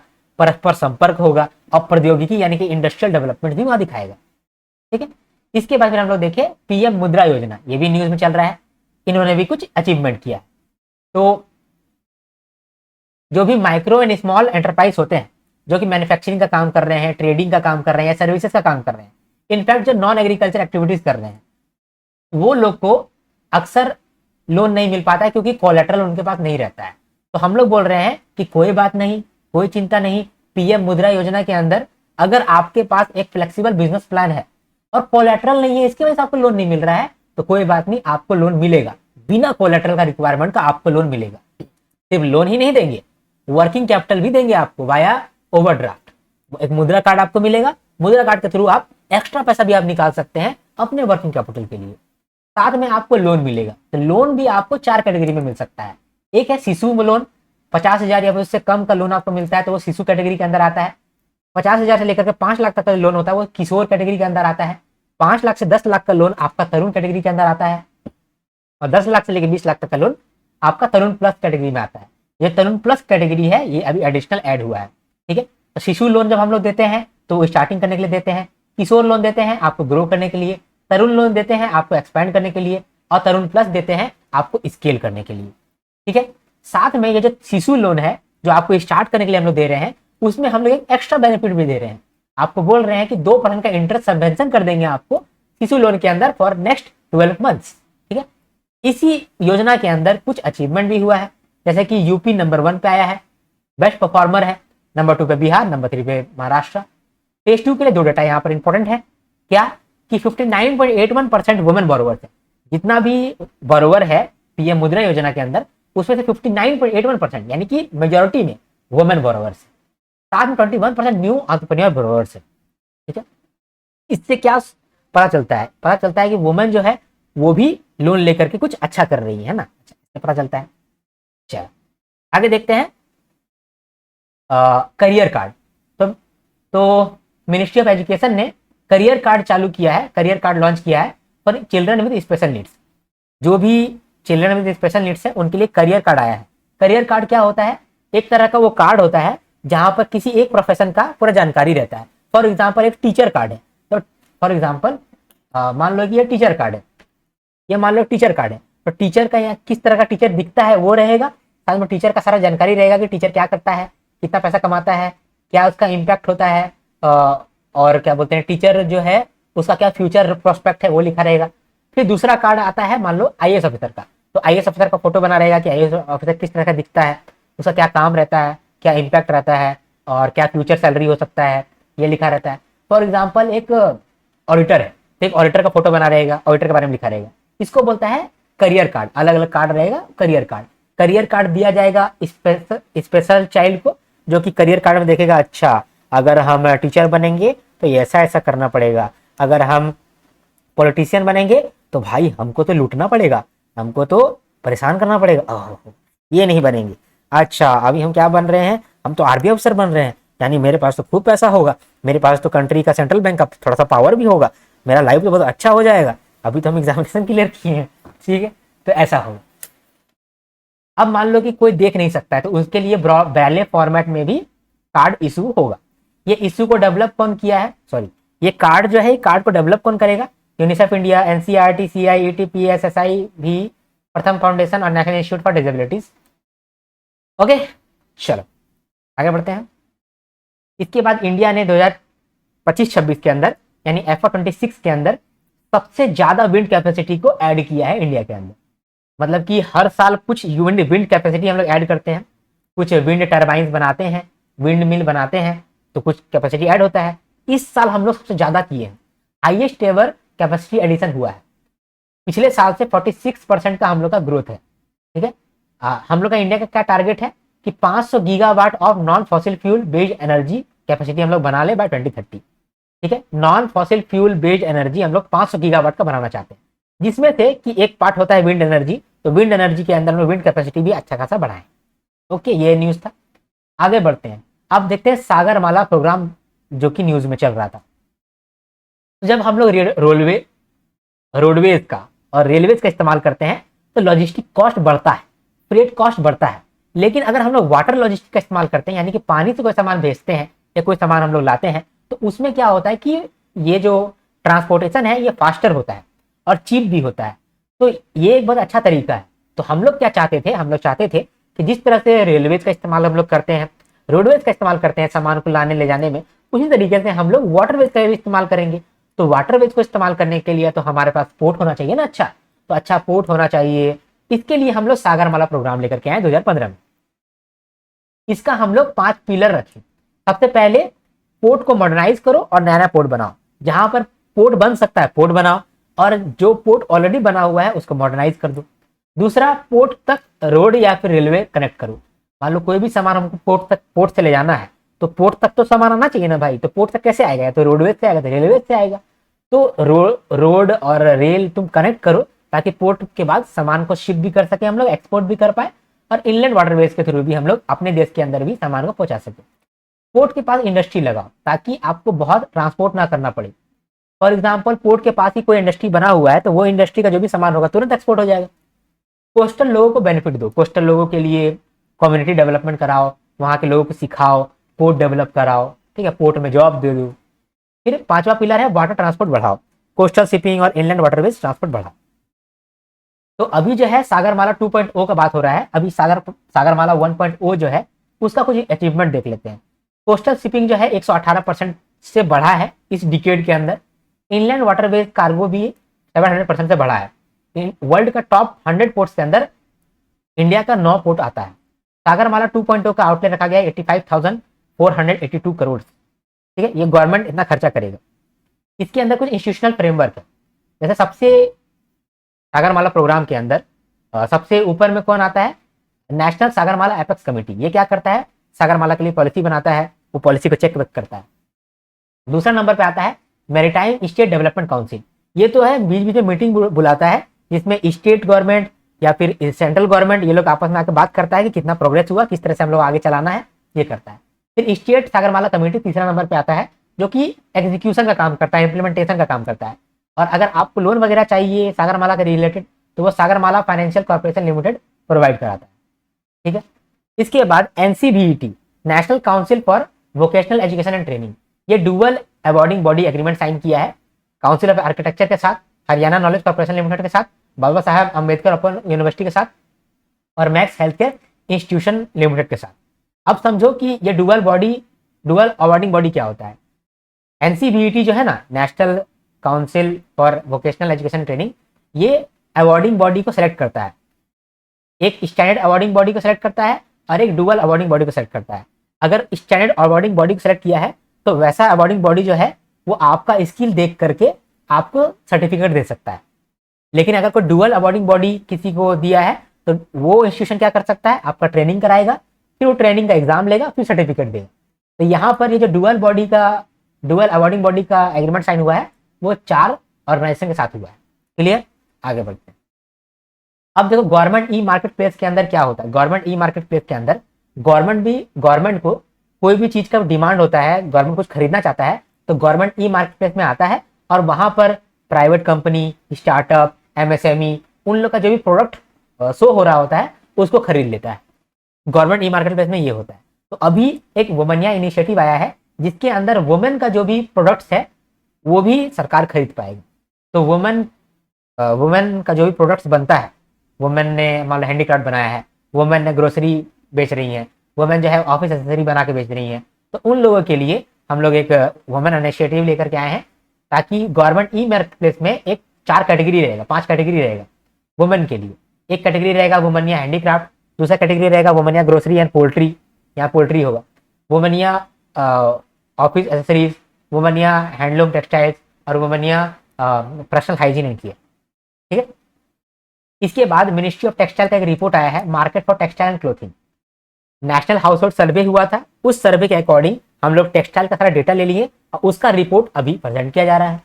कौन प्रेजेंट कर रहा है? मिनिस्ट्री ऑफ टेक्सटाइल कर रहा है। तो यहाँ बोला जा रहा है कि इंडिया के अंदर जो टोटल टेक्सटाइल मार्केट साइज है वो 14.95 लाख करोड़ का है। यानी कि इंडिया के अंदर कपड़ों का मार्केट क्या है, कितना डिमांड है, तो 14.95 लाख करोड़ का डिमांड है। ठीक है। डोमेस्टिक मार्केट साइज जो है वो, जैसे यहाँ पर आपको बोला ना कि टोटल मार्केट साइज कितना है 14.95, इसमें से डोमेस्टिक है 12.2 LC और एक्सपोर्ट के लिए है 2.93 LC। ठीक है। अब डोमेस्टिक के लिए जो है ना 12 लाख करोड़, उसमें से हाउस होल्ड का डिमांड कितना है 8.77 लाख करोड़। ठीक है। इसके बाद पर कैपिटा डिमांड का बात करें तो हर एक इंसान कितना रुपया का टेक्सटाइल पे इन्वेस्ट करता है, तो 6066 रुपीज। ठीक है। और ये पर मंथ ही करता है और इसका CAGR कितना है, कितना से ग्रोथ किया है, 7.8% से ग्रोथ किया है। प्रोडक्ट वाइज डिमांड के बारे में भी सुन लो कि जितना अभी टेक्सटाइल का डिमांड हो रहा है तो किस टाइप का टेक्सटाइल का ज्यादा डिमांड है। 52% डिमांड है मैन मेड फाइबर का और ब्रांडेड प्रोडक्ट्स का, 41.2% डिमांड है कॉटन बेस्ड प्रोडक्ट का, 5.2% डिमांड है सिल्क बेस्ड प्रोडक्ट का और 1.3% डिमांड है वोलन प्रोडक्ट्स का। ओके। इसके बाद ई नैम पोर्टल का बात करते हैं। इलेक्ट्रॉनिक नेशनल एग्रीकल्चर मार्केट 2016 में ये आया था, अभी भी ये चल रहा है न्यूज में, इसीलिए इसको हम लोग पढ़ रहे हैं। इसके अंदर क्या होता है, फार्मर जो होता है अपना प्रोड्यूस लेकर के आता है, जैसे कि वीट, राइस, ये लेकर के आया मंडी में ई नैम सिस्टम के अंदर। ठीक है। ई नैम पोर्टल के अंदर उसका जो भी सामान है वो लिस्ट कर दिया जाता है after checking the quality check करके उसका जो भी सामान है उसको ई नैम पोर्टल के अंदर डाल दिया जाता है और उसको एक यूनिक लॉट आईडी मिल जाता है। एक यूनिक लॉट आईडी मिल गया ताकि वो ट्रैक कर पाएगा कि जो भी इसका सामान ई नैम पोर्टल पर गया है वो बिका है, नहीं बिका है, कब इसका डिलीवरी होगा, वो सब ट्रैक कर पाएगा। अब ई नैम सिस्टम को समझते हैं। ई नैम सिस्टम एक प्लेटफॉर्म है। इसके अंदर क्या हो रहा है, जो भी सामान मंडी में आया है क्वालिटी चेक करके उस सामान को हम लोग ऑनलाइन लिस्ट कर दिए। अब ऑनलाइन लिस्ट कर दिए, जो भी बायर होगा, ट्रेडर होगा, वो क्या करेगा, वो बाय करेगा, बिड करेगा और बाय करेगा, बिडिंग करेगा फिर बाय कर लेगा और पेमेंट ऑनलाइन कर देगा और जो भी उसका सामान खरीदा है उसको पिकअप करवा लेगा। ठीक है। बायर या ट्रेडर जो खरीदेगा वो रीसेल भी कर सकता है इसी पोर्टल के अंदर और वो चाहे तो वो यूज भी कर सकता है, बाकी जगह बेच सकता है। ठीक है, ऐसा काम कर सकता है। अब थोड़ा समझते हैं ई नैम सिस्टम को। ई नैम सिस्टम जो है ये ऐप है और वेब पोर्टल है। इसको मैनेज करा जा रहा है SFAC के द्वारा, small farmers agree business consortium के द्वारा। इसके अंदर जो भी पैरामीटर्स है जिसको चेक करा जाएगा उसको डिसाइड कौन करा है, directorate of marketing and inspection. इसके अंदर टोटल 247 कमोडिटीज प्रेजेंट है और यहाँ पर सेकेंडरी सेल मॉड्यूल भी है जिसके थ्रू ये जो बायर ट्रेडर है एक बार खरीद करके दोबारा बेच सकता है। डन, आगे बढ़ते हैं। इसके बाद urban challenge fund urban challenge fund हम लोगों ने ऑलरेडी पिछले वीडियो में देख रखा है, तो आप वहां से जरूर कवर कर लेना, ठीक है। इसके बाद कुछ डेटा रिलीज किया है ministry of commerce and industry. इन्होंने कहा है कि FY26 में टोटल एक्सपोर्ट कितना हुआ है, $860 बिलियन, ठीक है। यहाँ पर आप ऐसे डॉलर लिख लेना हर जगह, ठीक है। टोटल एक्सपोर्ट $860 बिलियन हुआ है, जिसमें से गुड्स का एक्सपोर्ट जो है वो $441 बिलियन हुआ है और सर्विसेज का एक्सपोर्ट $418 बिलियन हुआ है। अब टोटल इंपोर्ट जो है वो $979 बिलियन का हुआ है। उस इंपोर्ट में से भी गुड्स का इंपोर्ट हम लोग ज्यादा किए हैं, $774 बिलियन का हम लोग इंपोर्ट किए हैं, और सर्विसेज का भी इंपोर्ट हम लोग किए हैं $204 बिलियन। टॉप 5 एक्सपोर्ट डेस्टिनेशन कौन सा रहा है इन लास्ट ईयर, यानी कि कहां पर हम लोग एक्सपोर्ट किए हैं। नंबर 1 पे चाइना, नंबर 2 पे स्पेन, नंबर 3 पे हांगकांग, नंबर 4 पे वियतनाम और नंबर 5 पे श्रीलंका। टॉप 5 इंपोर्ट सोर्सेस कौन कौन सा है कि कहां से हम लोग इंपोर्ट किए हैं। नंबर 1 पे चाइना, नंबर 2 पे यूएसए, नंबर 3 पे हांगकांग, नंबर 4 पे पेरू, नंबर 5 में यूके, ठीक है। इसके बाद इंडिया में आप देखोगे कि कहीं पर फ्लड आता है, कहीं पर ड्रॉट है, कहीं पर पोटेंशियल है इलेक्ट्रिसिटी बनाने के लिए, क्योंकि वहां बहुत सारा वाटरफॉल है, फिर भी हम लोग नहीं बना पा रहे हैं, और कहीं पर बॉर्डर रिवर है, यानी कि रिवर के वजह से हम लोग रिवर का मैनेज नहीं कर पा रहे हैं, इसीलिए बहुत सारा प्रॉब्लम आ रहा है।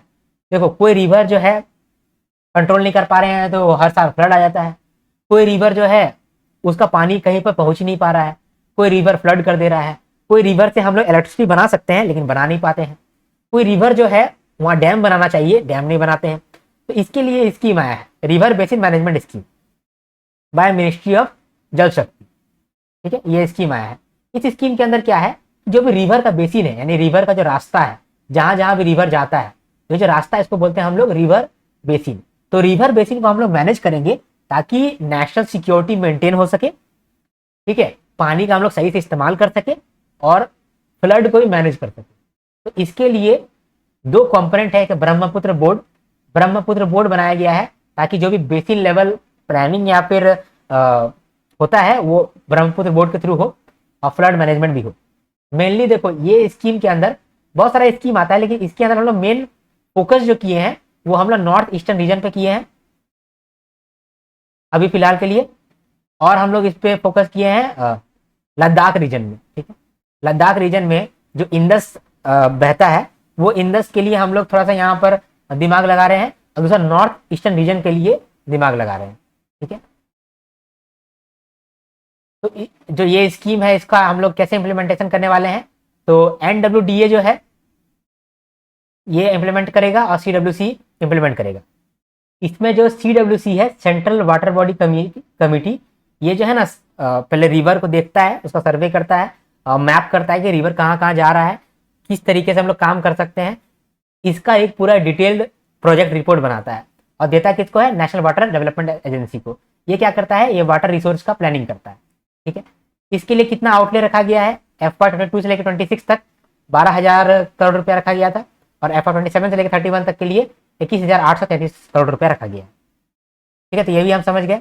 अब स्माइल स्कीम जो है हम लोग ट्रांसजेंडर लोगों के लिए लेकर के आए हैं और बेगर लोगों के लिए लेकर के आए हैं। इसका लॉन्च जो है 2022 में हुआ था। आउटले 365 करोड़ है, जिसके अंदर 265 करोड़ ट्रांसजेंडर लोगों के लिए और 100 करोड़ बेगर लोगों के लिए।